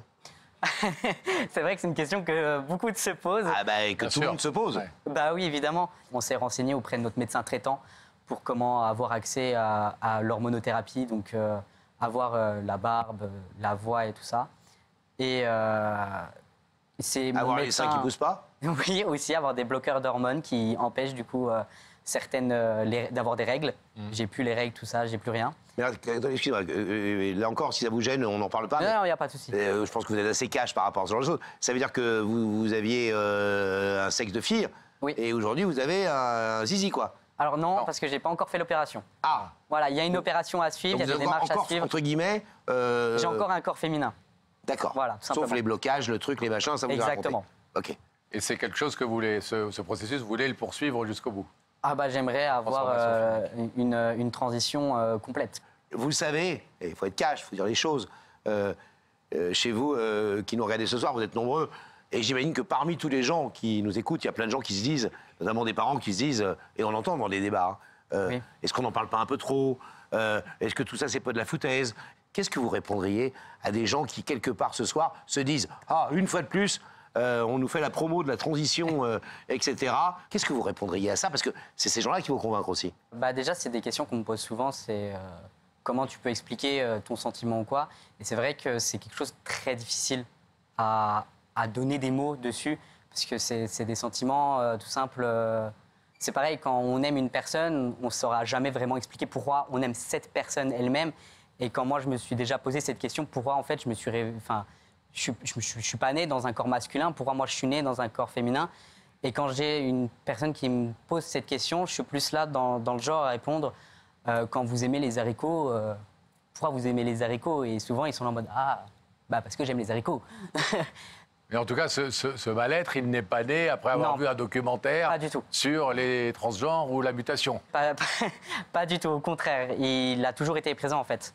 Est-ce que la meilleure réponse, c'est pas de dire aussi, si certains comme vous font autant de démarches jusqu'à passer sur le billard, c'est que vraiment ça correspond à un truc fort en eux? C'est ça, c'est ça. Après, une personne transgenre, elle va subir de la transphobie tous les jours. Elle va subir des opérations, elle va subir un traitement qu'elle va vivre à vie. Et c'est lourd. Et c'est quelque chose de très, très pesant. Donc, moi, personnellement, je ne vais pas choisir de vivre comme ça. Donc, non, c'est clairement pas un choix. C'est tout sauf un caprice. Exactement. C'est pas J'ai une autre question à vous poser. Là encore, vous répondez si vous voulez. Elle est encore un peu plus touchy, celle-là. Allez-y. Vous nous avez dit que c'était en couple? Oui. Avec une fille? Oui.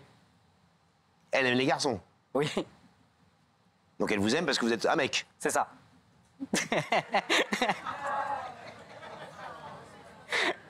Honnêtement, on l'a encore pas fait. Donc, c'est très frais en plus de ça. C'est nouveau. Ouais, c'est une relation très frais. Elle l'a su tout de suite? Oui, bah oui, moi, dès que je rencontre une personne, je suis honnête dès le début. Ah bah évidemment. Et ça n'empêche pas les sentiments? Pas du tout. Pas du tout.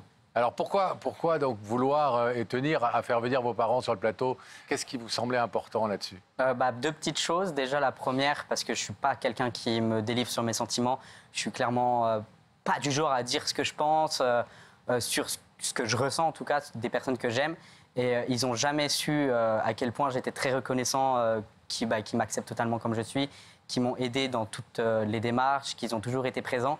Et la deuxième chose, parce que j'ai envie de prouver aux gens qui nous écoutent du coup ce soir que tout simplement des parents peuvent totalement accepter une personne comme moi, une personne transgenre.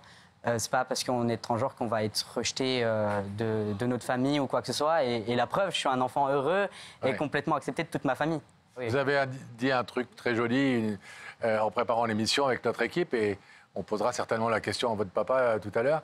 Votre père avait peut-être eu un tout petit peu plus de mal que votre maman et qu'il avait eu le sentiment de devoir faire le deuil de sa fille avant d'accepter la naissance de son garçon. Oui, c'est ça. Mon père, il m'a avoué m'avoir dit il y a très très longtemps, c'est peut-être 3 mois après avoir annoncé ma transition, que pour lui, c'était pas une épreuve difficile dans le sens où c'est un mal-être, mais une épreuve difficile dans le sens où, en fait, je transitionne, mais mes parents transitionnent avec moi, parce que ils ont toujours connu une fille, ils ont toujours connu la petite fille, la princesse de son papa, quoi. Exactement, et du coup, le fait de changer tout ça et de leur dire que je suis un mec, pour eux, ils sont là en mode, je suis en train de perdre ma fille, mais en même temps, je suis en train de gagner un fils que j'ai jamais eu. Et du coup, oui, il m'a avoué que c'était quand même une épreuve très difficile. Il y a une grande part d'inconnu quand même. Qu'il avait peur de mal agir en tant que père qui n'a jamais eu de fils et qui n'a pas vu grandir un fils, tout simplement. Et je lui ai dit, en fait, papa, je suis la même personne que je suis aujourd'hui. J'ai toujours été la même personne.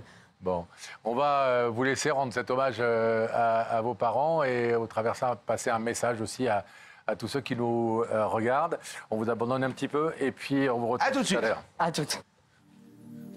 On rouvre la loge de Rebecca pendant que le rideau se referme derrière nous. Rebecca qui est toujours en compagnie de nos amis de Haute-Saône. Bien évidemment. Et d'ailleurs, nous allons faire quelque chose parce que, en fait, Marilyn et Wilfried vont m'aider quand même maintenant sur ce coup-là. Donc, faisons-le. Voilà. Et voilà, donc maintenant nous sommes bien et je vais dire, Marilyn et Wilfried, je vais vous demander de vous lever. Voilà. Vous allez suivre Sam et la vérité est au bout du couloir. Merci beaucoup, Rebecca. Merci.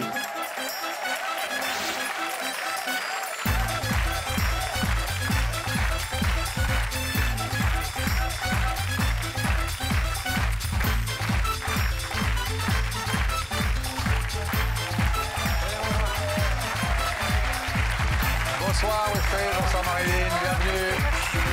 Bonsoir Marilyn. Asseyez-vous. Salut Wilfried. Merci d'être présent à vous deux. Vous connaissez l'émission, vous l'avez dit. Oui. Vous êtes invités ensemble ce soir en tant que couple, donc vous vous êtes, j'imagine, posé des questions du genre c'est bien à nous deux que va s'adresser le message qu'on doit recevoir ce soir. Oui et non, on va dire. Ah. C'est plus perturbant même. On Vous verra avez bien. des enfants? Oui. Oui, on en a 6. Combien? 6 enfants. Oui, Oui. 6 enfants. Ah oui, Oui. ensemble tous les 6 deux? enfants? Oui. Ah oui. Oui. Ça va de quel âge à quel âge? De 21 ans à 7 ans. 21 ans, 7 ans. Oui. Et le 21 ans, il a pas besoin de se faire garder, mais les petits, ils sont gardés? J'ai le deuxième qui a 19 ans qui garde les 4 derniers, puis j'ai ma maman. Ok, donc une belle famille. Est-ce que vous voulez un indice? Oui. Vous savez où ça se passe? Oui. C'est où? Là-haut. Là-haut. Là-haut. Alors regardez, quelqu'un va vous poser une question à tous les deux.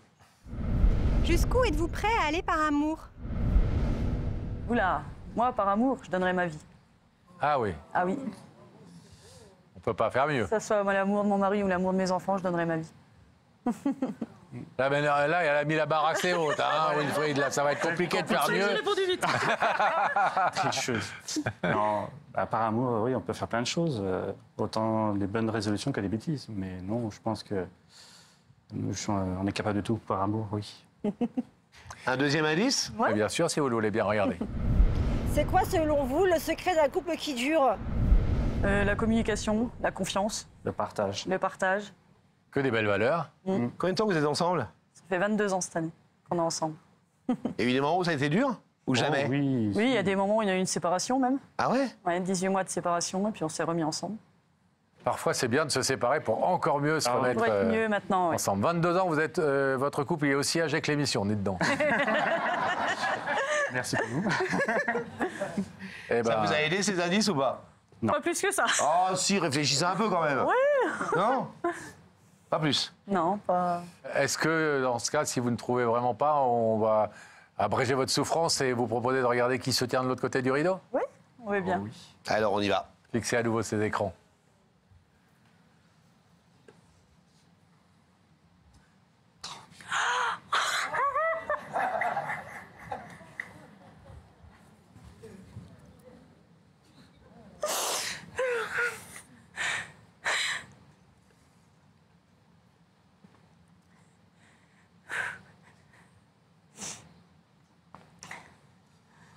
On l'a questionné toute la semaine. Hein.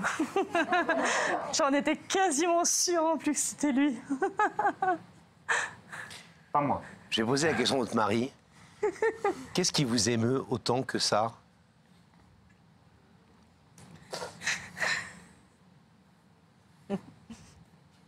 Prenez votre temps.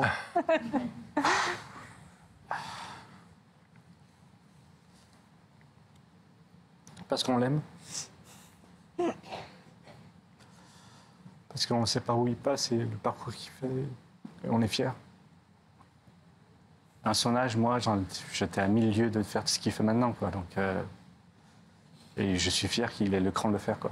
Fier de son courage, fier de sa détermination dans ce processus effectivement, de transformation, de changement qu'il a entamé. On laisse parler? Oui. Eden? Oui. C'est à vous. Je voulais tout simplement, en fait, avoir cette démarche pour vous remercier, vous. Depuis 3 ans, vous faites un travail que chaque parent ne peut pas imaginer. Vous vous battez absolument contre tout ce qui serait contre moi, la transphobie, absolument tout le monde. Vous mettez vos amis ados, votre famille propre ado pour moi. Et c'est quelque chose qu'un enfant ne peut jamais imaginer, d'avoir des parents aussi dévoués pour la personne qu'on est. Et du coup, je voulais absolument trouver quelque chose d'original pour pouvoir vous le dire. Parce que vous le savez, je suis vraiment pas quelqu'un qui vous prend dans mes bras, qui vous le dit je t'aime, qui vous remercie. Et je voulais absolument vous dire merci pour ces 3 ans, que vous donnez absolument tout pour moi. Et c'est un peu grâce à vous que je suis un petit peu la personne que je suis aujourd'hui et que je deviens encore. Et je grandis grâce à vous et grâce à cette bienveillance que vous arrêtez pas de transmettre. Et cette communication qu'on peut avoir tous les soirs dans nos jeux de crapettes, Rumicube. C'est drôle, mais ça permet de m'apaiser, d'avoir du repos, du malheur qu'on peut vivre en tant qu'enfant transgenre. Je sais que vous vivez aussi une transition de votre côté, je sais que vous l'avez vécu. Je sais que vous avez déjà reçu des mots pas très gentils de certaines personnes, comme quoi, et qui ne comprennent pas comment vous pouvez accepter une personne comme moi, ou qu'une personne aurait un enfant comme moi, il l'aurait tout de suite dégagé, mais vous avez tout de suite su les remettre à leur place, et au contraire, et en fait, vous êtes la preuve que les parents peuvent accepter une personne qui est transgenre, et je trouve ça magnifique, je trouve ça beau, et je voulais vous le dire, tout simplement. Je voulais transmettre, en fait, comme quoi que vous êtes mes parents et que je vous aime, tout simplement.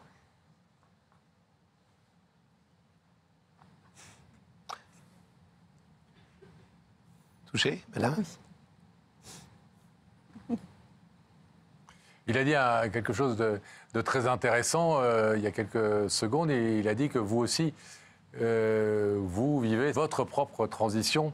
Il nous a dit en préparant l'émission, en fait, et notamment vous, Wilfried, que vous aviez eu aussi à faire le deuil de cette fille qui disparaît, qui a disparu, pour accepter la venue, la naissance d'un garçon, mais d'un garçon de 18-19 ans que vous n'avez jamais connu, garçon auparavant. Donc ça aussi, c'est un processus compliqué psychologiquement pour les parents, au-delà du fait d'accompagner son enfant dans sa propre démarche. Oui, moi, ça n'a pas été forcément compliqué en soi, parce que depuis tout petit, on le voit qu'il est plus garçon que fille déjà. Et c'est vrai que quand il nous l'a annoncé, ça n'a pas été un choc, on va dire. Au contraire, on s'est dit, chouette, il s'affirme. C'est même beau. Et on est fiers, justement. Les frères et sœurs, comment ils ont vécu et accompagné ça? Super bien pris. Ils l'ont super bien pris, ils l'ont même épaulé. Même les plus jeunes, des fois, quand on disait son ancien prénom, ils disaient « C'est pas ça, c'est Hayden. Maintenant, c'est il, c'est un garçon, tu le vois pas ?» C'était rigolo, quoi. Des fois, même nous, ils nous disputaient. Parce que c'est vrai qu'au début, on se parfois, il y a un réflexe. Elle, voilà, l'ancien prénom revenait. Mais des fois, c'était les plus jeunes qui nous reprenaient « Maman, t'es nulle, c'est ça maintenant. » Donc, on a reçu à votre place, monsieur et madame, une dame absolument formidable. Il y a quelques mois déjà. Et en face, il y avait sa fille, mais qui était un fils avant. Cette maman nous a dit, mon plus grand regret, c'est d'avoir mis une dizaine d'années à m'y faire, à accepter, et je lui ai fait perdre 10 ans. Vous n'avez pas connu ça? Non. Vous êtes, non, on l'a accepté vous êtes jeté dans la modernité de l'esprit immédiatement. Moi, je suis déjà ouverte d'esprit depuis des années. J'ai une ouverture d'esprit très, très large. J'accepte énormément de choses. Donc c'est vrai que quand il nous l'a annoncé, pour moi c'était une évidence, quoi, en gros. Donc ça nous a pas plus perturbé que ça, quoi.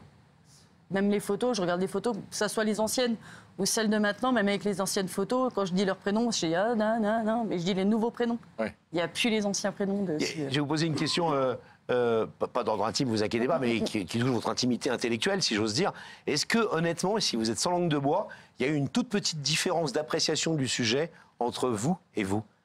Entre papa et maman?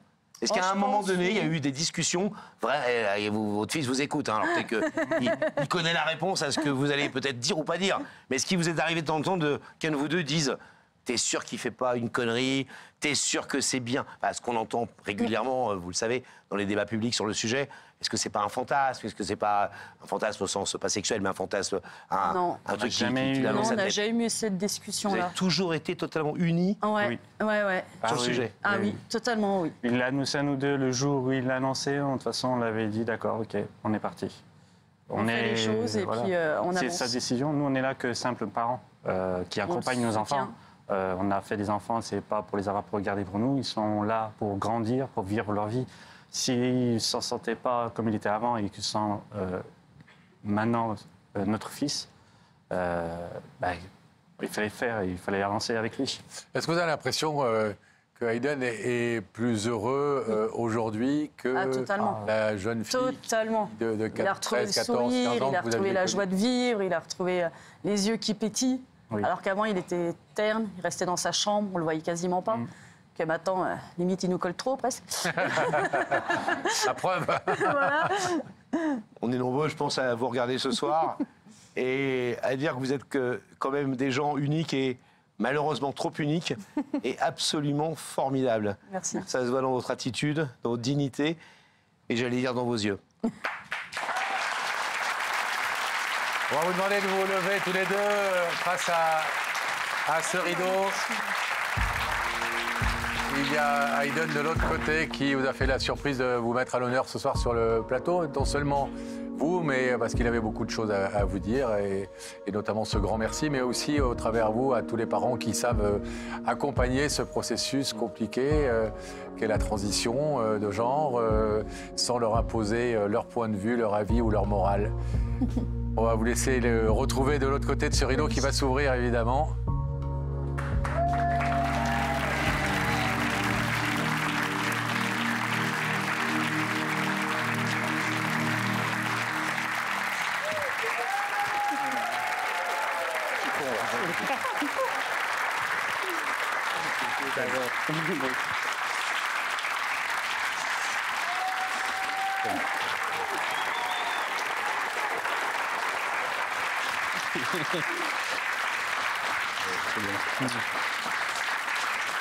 Vous les aimez, vos parents, hein? Oui. Quand même. Oui, mais... Il y a de quoi en même temps, il y a de quoi. Voilà. Bon, vous avez fait une bien belle famille. On embrasse les 5 autres enfants qui sont gardés on ne sait où. Qui les garde. Voilà. Oui, c'est important. Bien sûr que c'est important. Et merci de ce bel exemple que vous avez donné. Bravo pour ce courage, bravo pour vos propos. Allez, vous repartez bras dessous. Mettez-vous avec vos parents et hop, on va par là. Salut.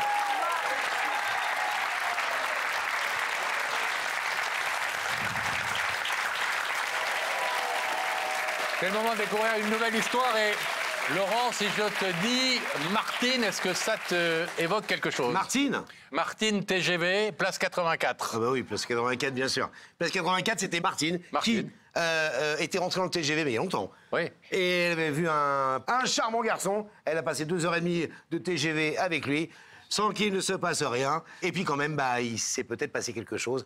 20 ans plus tard, Oui, parce qu'elle nous avait demandé de le retrouver dans l'émission, de le faire venir. Elle était grave amoureuse de lui. Est-ce qu'il s'est passé de belles choses ou pas? On va le savoir dans quelques instants. Souvenez-vous de cette histoire. Martine et René, la place 84, dans le TGV.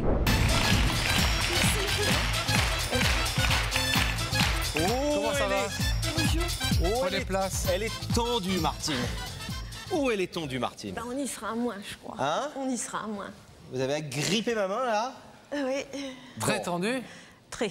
Bon, c'est normal, c'est de la télé, et puis vous n'êtes pas habitué, et puis on est là pour Voilà. vous rassurer, vous calmer, Oui, j'espère. En tout cas, je vous avais dit, on s'était vu un peu en préparant l'émission, que ça irait mieux une fois que vous serez sur le plateau. Ça va mieux, là, un petit peu?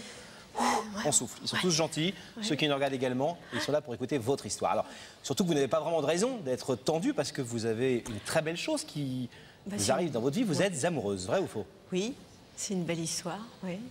Mais voilà, vous êtes amoureuse, votre cœur bat depuis quelques semaines. Ouais. Mais petit problème, l'homme dont vous êtes amoureuse, vous ne le connaissez pas vraiment. Non, non, je l'ai vu qu'1h20. Attends, soyons un peu clairs, Laurent, parce qu'on ne comprend pas très bien. Le 23 janvier dernier, c'est ça? Ouais. Dans un train. Ouais, j'ai une amie que j'ai rencontrée il y a 30 ans. Et donc, on correspond, on téléphone. Donc, fin janvier, on fixe la date, on se voit. Le 23 janvier, donc vous êtes dans le train pour aller rejoindre Odile. Ouais, gare de Lyon, je me prépare, un petit peu perdu, la valise, tout ça. Je m'installe dans le TGV, c'était bien la voiture, c'était tout était bien. Je m'installe à la place 84. Et de la mémoire, hein? Ah oui, ça... Tu vas comprendre pourquoi. Oui, donc place 84. Et puis, ce monsieur s'appelle René. Quel monsieur? Le monsieur que j'ai rencontré, qui est venu s'installer à côté de moi. Vous êtes place 84 et à la 83 ou la 82, il y a un bel homme. Oui, il est pas mal, hein. Et donc, il me dit, vous pouvez surveiller mon attaché-caisse. Je dis, il va pas bouger, hein. Et puis, il me dit, je vais fumer, parce qu'il fume la pipe, il me dit, je vais fumer la pipe avant de partir sur le quai. Et puis, il revient. Et puis là, on n'a pas arrêté pendant... Parce que ça faisait 1h20 de discuter. Ah bon? Oui, donc il m'a parlé qu'il avait travaillé à Chartres, qu'il a travaillé à Chartres, il faisait de la plongée. Franchement, on a parlé mais énormément. Pendant 1h20, on n'a pas arrêté de parler. Mais vous n'aviez pas grand-chose vous savez pas grand-chose de lui quand même. Il fait de la plongée, il est bel homme, il fume la pipe. Il fume la pipe. Il travaille dans un service administratif dont on ne dira pas le nom, mais à Lyon, identifié. Donc, ça fonctionnait. Je sais qu'il était divorcé, il m'avait dit ça, 3 enfants. Donc, qu'il avait été passer ses vacances à Ibiza. Alors ça, c'était quand même intéressant, parce que je dis, si on va à Ibiza, on y va quand on est célibataire. Ouais. Ah oui, vous avez, maligne, vous. Vous avez déduit ça. Parce que, comme ça, pendant 1h20, en discutant avec lui... Mais je regardais en plus l'heure de temps en temps, parce que je dis, bah, c'est... Ça passe trop vite. Ça passe trop vite. Ah bah oui. Voilà, non, parce que vous étiez déjà un petit peu amoureuse. Bah, disons que c'est intéressant, quoi. Coup de Moi, foudre je crois qu'on appellera un petit peu ça comme ça, quand même. Alors, ce qui est marrant, c'est que c'est non seulement un plongeur et bel homme, et etc., etc. On va peut-être voir s'il est venu et s'il a répondu à notre invitation. On le saura dans quelques instants. Mais il est extrêmement galant, Pascal. Ah oui, oui. Ben ça... Alors là, c'est là que ça m'a quand même conforté dans mon idée. Parce que quand on est arrivé au Creusot, sur ce, eh ben, il m'a descendu ma valise sur le quai de gare. Ah. Et donc, eh ben là, eh ben, sans doute qu'on a un petit peu bête. Et là, ben, j'ai pas osé demander le numéro de téléphone, rien. Et lui non plus, il n'a rien dit? Non, il n'a rien demandé. Ah, il m'a juste dit à un moment... bah, vous êtes sur Internet, enfin vous... Bah non, moi j'ai rien à la maison, donc j'ai dit, bah non, j'ai que mon portable. Puis bah, c'est tout. Alors donc... Vous êtes dit juste... pas demandé le numéro? Non. Puis moi j'ai dit, ça fait un peu déplacé quand même de... Et alors là, vous vous retrouvez sur le quai de la gare, oui, un peu le cœur en capilotade. Ah bah je suis sortie la dernière. Ouais. J'avais mes amis qui m'attendaient dans la gare, puis vous voyez, personne, tout le monde sortait, puis moi, et vous n'avez pas arrêté d'y penser depuis le 23 janvier. Eh ben oui. Ça fait beaucoup. Ça fait et tout d'un beaucoup. coup, vous avez l'idée de faire appel à notre émission. Bah oui. La vraie question qui se pose, c'est que vous nous avez donné quelques infos. Ouais. Le service administratif, à peu près, en tout cas, la ville, évidemment, Lyon, etc. Son prénom, et pas son nom. Parce que René. pas son nom. Bah non, c'est René. Et nous, on peut vous dire qu'on l'a retrouvé, René. Je ne sais pas si vous le savez. Et je peux même vous dire qu'il est dans nos studios.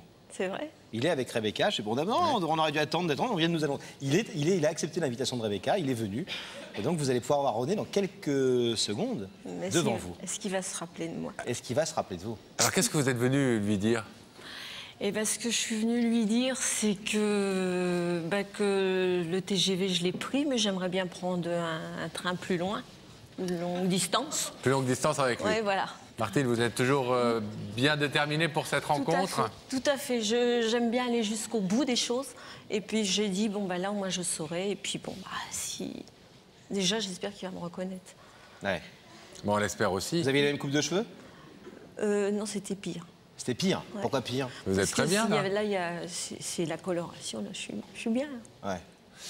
Enfin, bon, j'espère. Pendant que vous buvez un petit verre d'eau, oui, merci. On va passer, nous, de l'autre côté du rideau.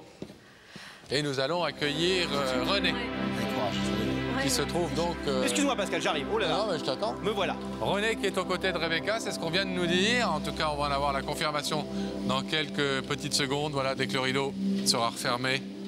Rebecca. On rétablit la connexion. On est déjà au courant. Vous êtes au courant? Oui. Mais de quoi? Ah, quelqu'un vous a trahi. Hein? Il paraît que René est à vos côtés. C'est vrai. Alors, je me demande bien qui m'a trahi, mais c'est vrai que René est là. Bonsoir. Bonsoir Rebecca. Alors René, il m'a dit que c'était beaucoup plus angoissant pour lui d'être ici, dans la loge et invité à l'émission, que de faire un saut à l'élastique, un saut en parachute et que tout ça, quoi. Pourquoi il est amateur de ce genre de sport extrême? Ah oui? Oui, mais ça peut se comprendre. Lorsqu'on est au bord du parapet, on sait ce que l'on voit en bas. Lorsqu'on est à la porte de l'avion, on voit la terre et vue du ciel, c'est pas mal. Je suis ici, je ne sais pas pourquoi. Ce n'est pas de l'angoisse, c'est de l'émotion. Alors, mais bientôt, vous allez savoir pourquoi. Rebecca, vous pouvez peut-être dire à René déjà que Laurent, vu de près, ça vaut le détour quand même. Hein. Eh ben, vous allez aller faire le détour et aller voir Laurent, alors. Je vais vous demander de vous lever. Merci. La vérité est au bout du couloir et vous allez suivre Sam.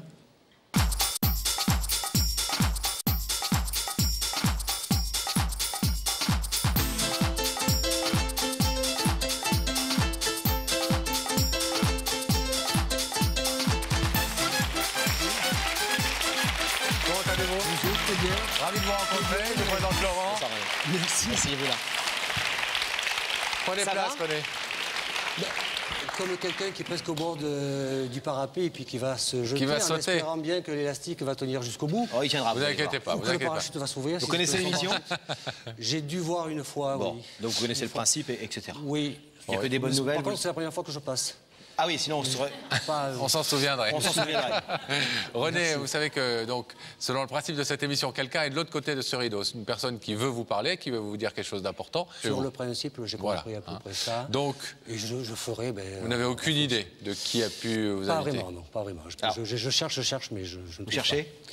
Oui. Alors, en attendant, je vais vous proposer un petit indice, René. Si vous voulez bien regarder là, quelqu'un va vous poser une question.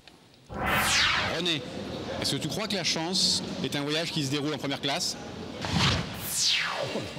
Est-ce que la chance est un voyage qui se déroule en première classe? Oui, en clair, ça veut dire est-ce que vous croyez à la chance, tout simplement, déjà? Oui, mais je veux dire que la chance en première classe, pourquoi la première classe? Moi, je dirais que la chance, c'est peut-être même aller la chercher dans une soute pleine de charbon, parce que la chance, elle ne dit pas où elle est. Donc, vous savez saisir, quand vous le pouvez, en tout cas, la chance quand elle passe devant vous. Alors, je vais vous demander si vous êtes toujours d'accord, parce que vous savez qu'il y a des étapes dans cette émission.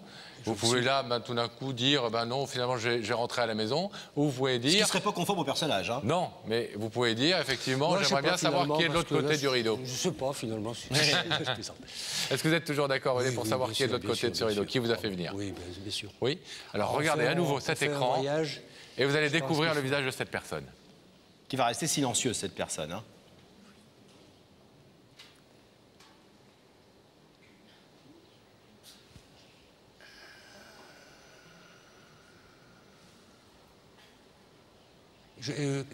Qu'est-ce que je dois dire, là?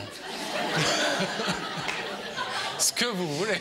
Mais il rit. Ah, mais il rit parce que, forcément, il rit, il ne se moque pas de vous du tout. Je sais bien, il rit parce qu'ils sont dans le plaisir de, cette histoire. Je la connais, mais Vous ne la resituez pas? Non. Si, c'est du voyage, il me semble. Mais ça fait combien de temps? Ça fait, je ne sais pas si ça fait 3, 4 mois, 6 mois. Mais je suis désolé, bon... Ne soyez pas désolé, c'est déjà très bien. C'est déjà très bien, René. Vous me dites où? Allez-y, essayez. On suit votre cheminement, nous on connaît l'histoire. Nous on connaît l'histoire, donc on sait exactement qui est cette personne. Vous la connaissez? Je la connais, mais je ne sais pas, je suis désolé, dire... Et le prénom, non? Ah ben le prénom, c'est quoi?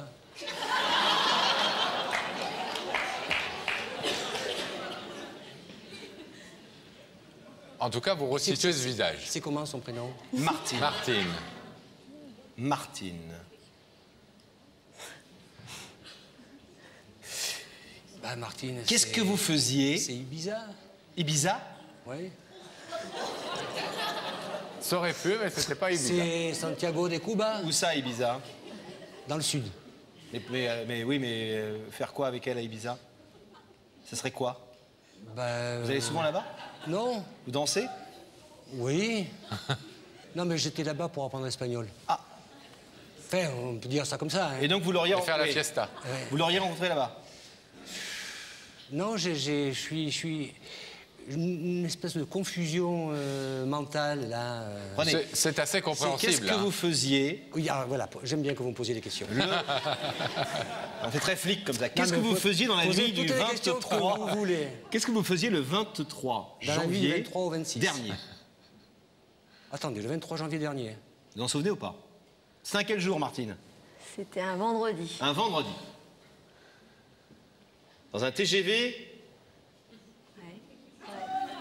Qui elle est? Yes!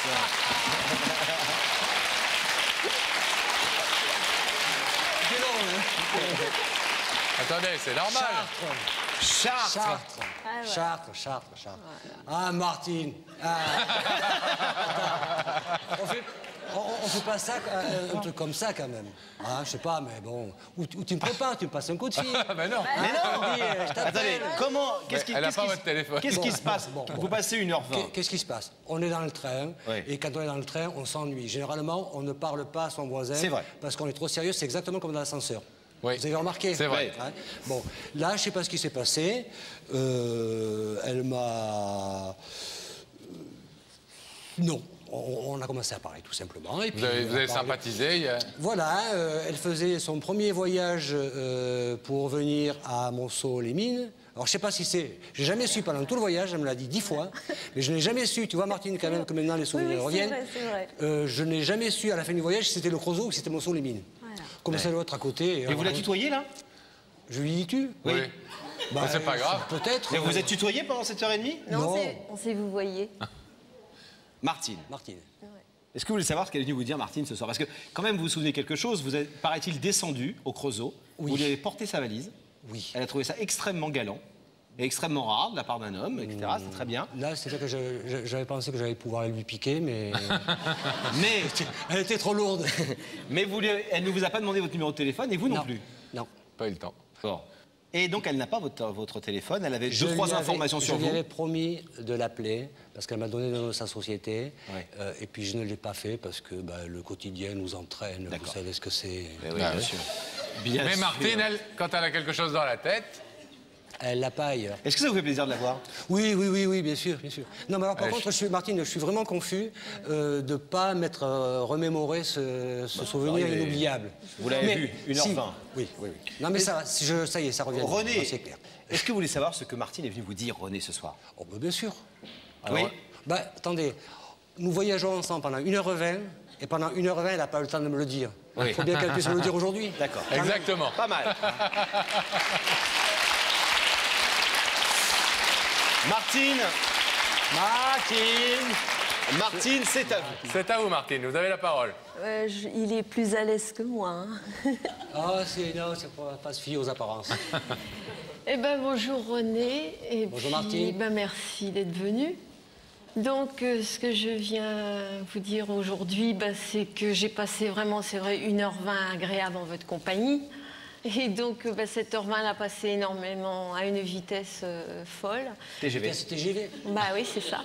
Et donc, je suis venue un peu pour vous demander de continuer les conversations commencées. Et si le cœur vous en dit, de mieux se connaître, de faire un petit bout de chemin, espérons peut-être Cuba, mais ça fait un peu loin. On fera... mais un peu plus loin que le Creusot, quand même. Pas à pied. Non, mais un peu plus loin que le Creusot. Attendez, Martine, je comprends que vous soyez un petit peu intimidée, mais vous l'étiez moins tout à l'heure quand vous nous avez parlé.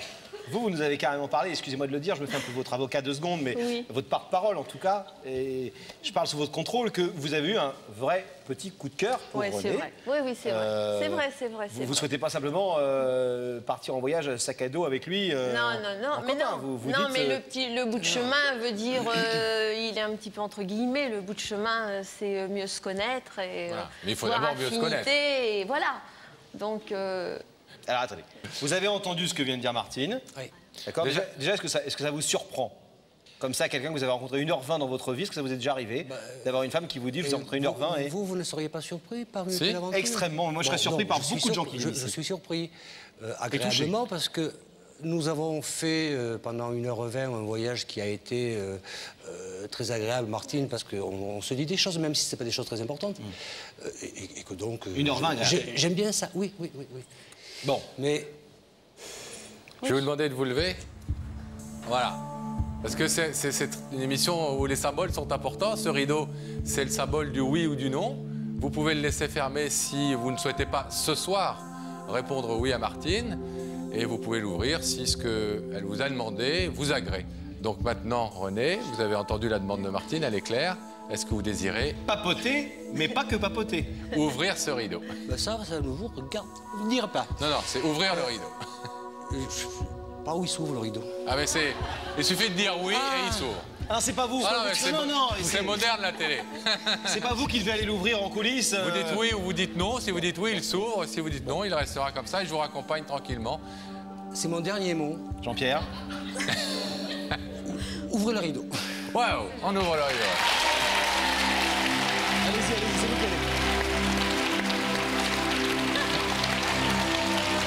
On touche le deck. Non, tu prends pas.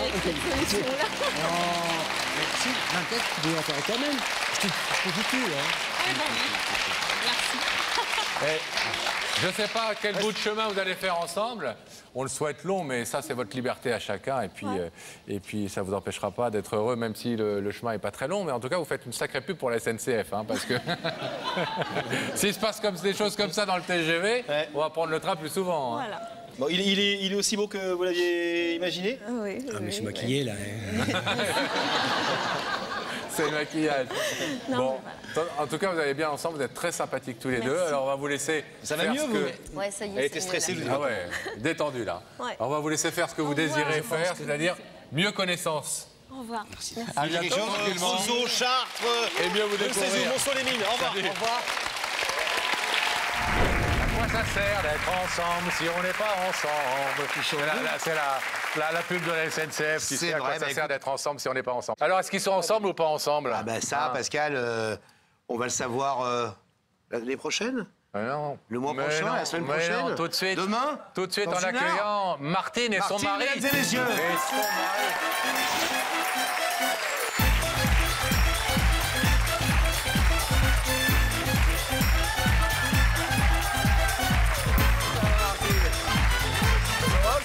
Comment allez-vous? Bienvenue.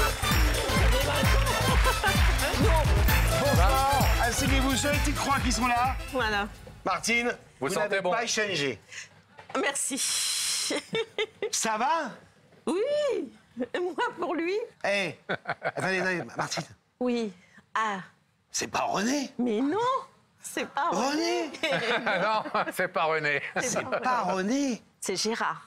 Bonjour Gérard, bonsoir Gérard. Applaudissements pour Gérard, mesdames et messieurs. Le mari de Martine. Ouais. Vous connaissez depuis combien de temps? Ah, ça va. Eh ben, moi je vais dire 2 ans après l'émission. Donc, alors, rapidement, oui. On vient de voir cette sympathique séquence que vous avez revue plein de fois, j'imagine.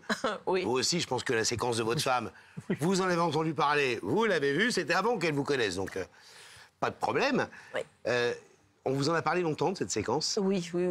On m'en parle encore. Hein. Ouais. On m'en parle encore. Alors, si Gérard le permet, est-ce qu'on peut évoquer les suites de cette émission? Il y a donc 20 ans, même 21 ans. Oui. Laurent avait encore des lunettes à l'époque.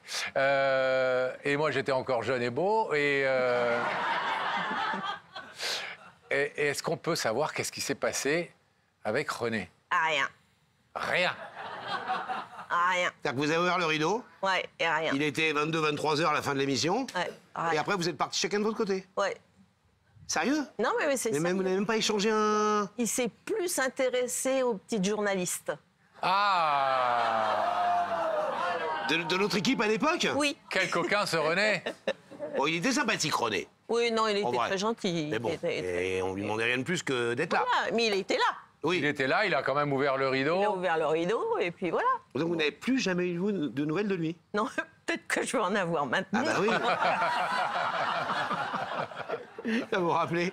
Et alors, vous avez été du coup déçu? Vous avez, si vous aviez un vrai coup de cœur? Bah, je sortais d'un divorce, donc je me suis dit c'est peut-être une étoile, on me met sur le passage, donc on croit à tout. Après, un monsieur sympathique, galant, intéressant, tout. qui discute pendant 1h30 et qui est gentil. Voilà. Et vous dites. Non, mais c'est vrai, on se dit. Bah, vous le disiez, hein, c'est ce que vous nous disiez à l'époque. Hein. On est jeune, on est persuadé. Mais non, bah, ça s'est pas fait, ça s'est pas fait. Bon. Voilà.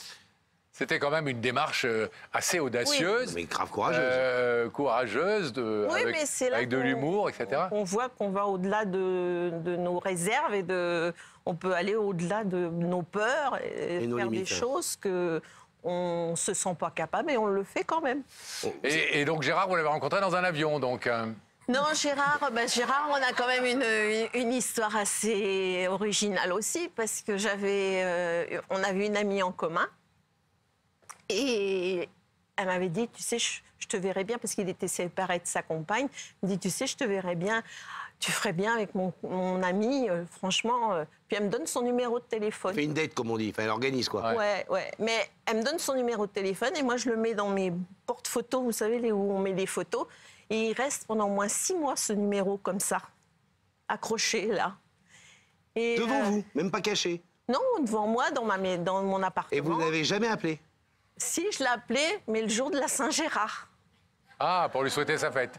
J'ai envoyé un texto en disant que j'étais une amie de Nicole et qu'il ne me connaissait pas, mais que j'y souhaitais une bonne fête. Donc après, il a remercié. Il a pris le téléphone et puis il m'a téléphoné. Ça, c'est en 2005, ouais, 2006 En 2005. Et vous vous êtes mis ensemble très vite? Après? On s'est mariés en 2009. Donc quand même, mine de rien, 15 ans? Oui. De mariage? Oui. 15 ans de bonheur? Oui, total. Des petits-enfants, des enfants qui se sont rajoutés, comme on dit, des enfants arrivés tout habillés. Mais on a 10 petits-enfants et heureux. Alors vous, Gérard, une question, ça vous fait quoi de vivre avec une star? C'est le pied. Quand vous l'avez rencontrée, ce jour-là où elle vous a souhaité votre fête sans vous connaître, vous avez vite su qu'elle était passée à Il y a qu'à vérité qui compte quelques années auparavant pour déclarer sa flamme à un inconnu. Après. Vous l'avez su après? Mais elle me l'a dit très rapidement. D'accord. Ah oui. Et là, vous vous êtes dit, c'est quoi cette hurluberlu ou Oh non, pas du tout. Non, j'ai trouvé que c'était dans sa nature, dans sa façon d'être. Ça ne vous a pas étonné de la femme que vous connaissiez, c'est ça? C'est quelqu'un de décidé, donc avec plein de qualités. Et là, si vous aviez René aujourd'hui face à vous, Gérard, je suppose que vous lui diriez t'as fait une grave erreur, mon gars.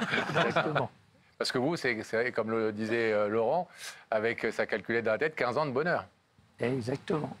Même plus de 15 ans. Oui, puis les échecs des uns font le bonheur des autres, oui, Pascal. c'est vrai. Belle expérience sur Il y a que la vérité qui compte. Ouais. 20 ans plus tard, vous êtes retrouvés avec les mêmes journalistes, pour certains. Ouais. Vous avez peut-être vu Sonia, Isabelle. Voilà. Deux des personnalités qui travaillaient déjà avec nous il y a 20 ans. Vous avez vu, elles ont pris cher. Hein.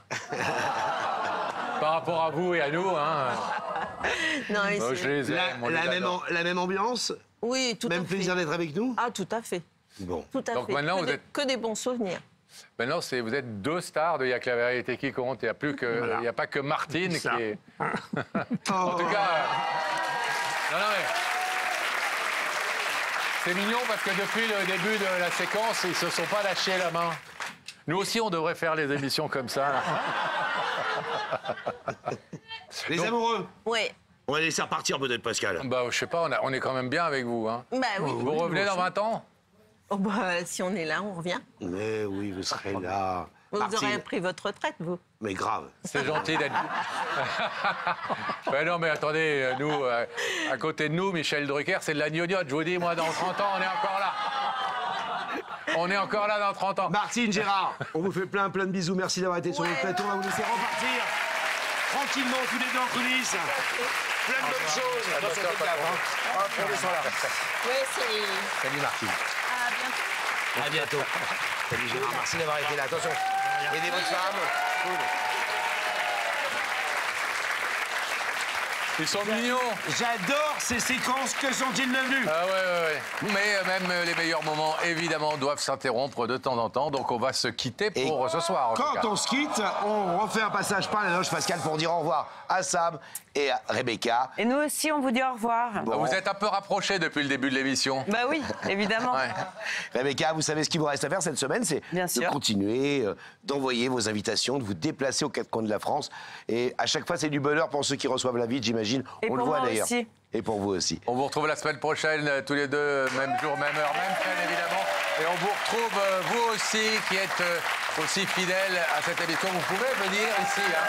Vous pouvez venir déclarer votre amour, vous pouvez vous réconcilier avec quelqu'un, vous pouvez retrouver quelqu'un que vous n'avez pas vu depuis très longtemps. Notre équipe est à votre disposition. Et les coordonnées sont là, Pascal, elles sont en train de s'afficher. N'hésitez pas à nous appeler, on fera le boulot pour vous, évidemment. Soyez heureux, passez une excellente soirée sur C8. À la semaine prochaine.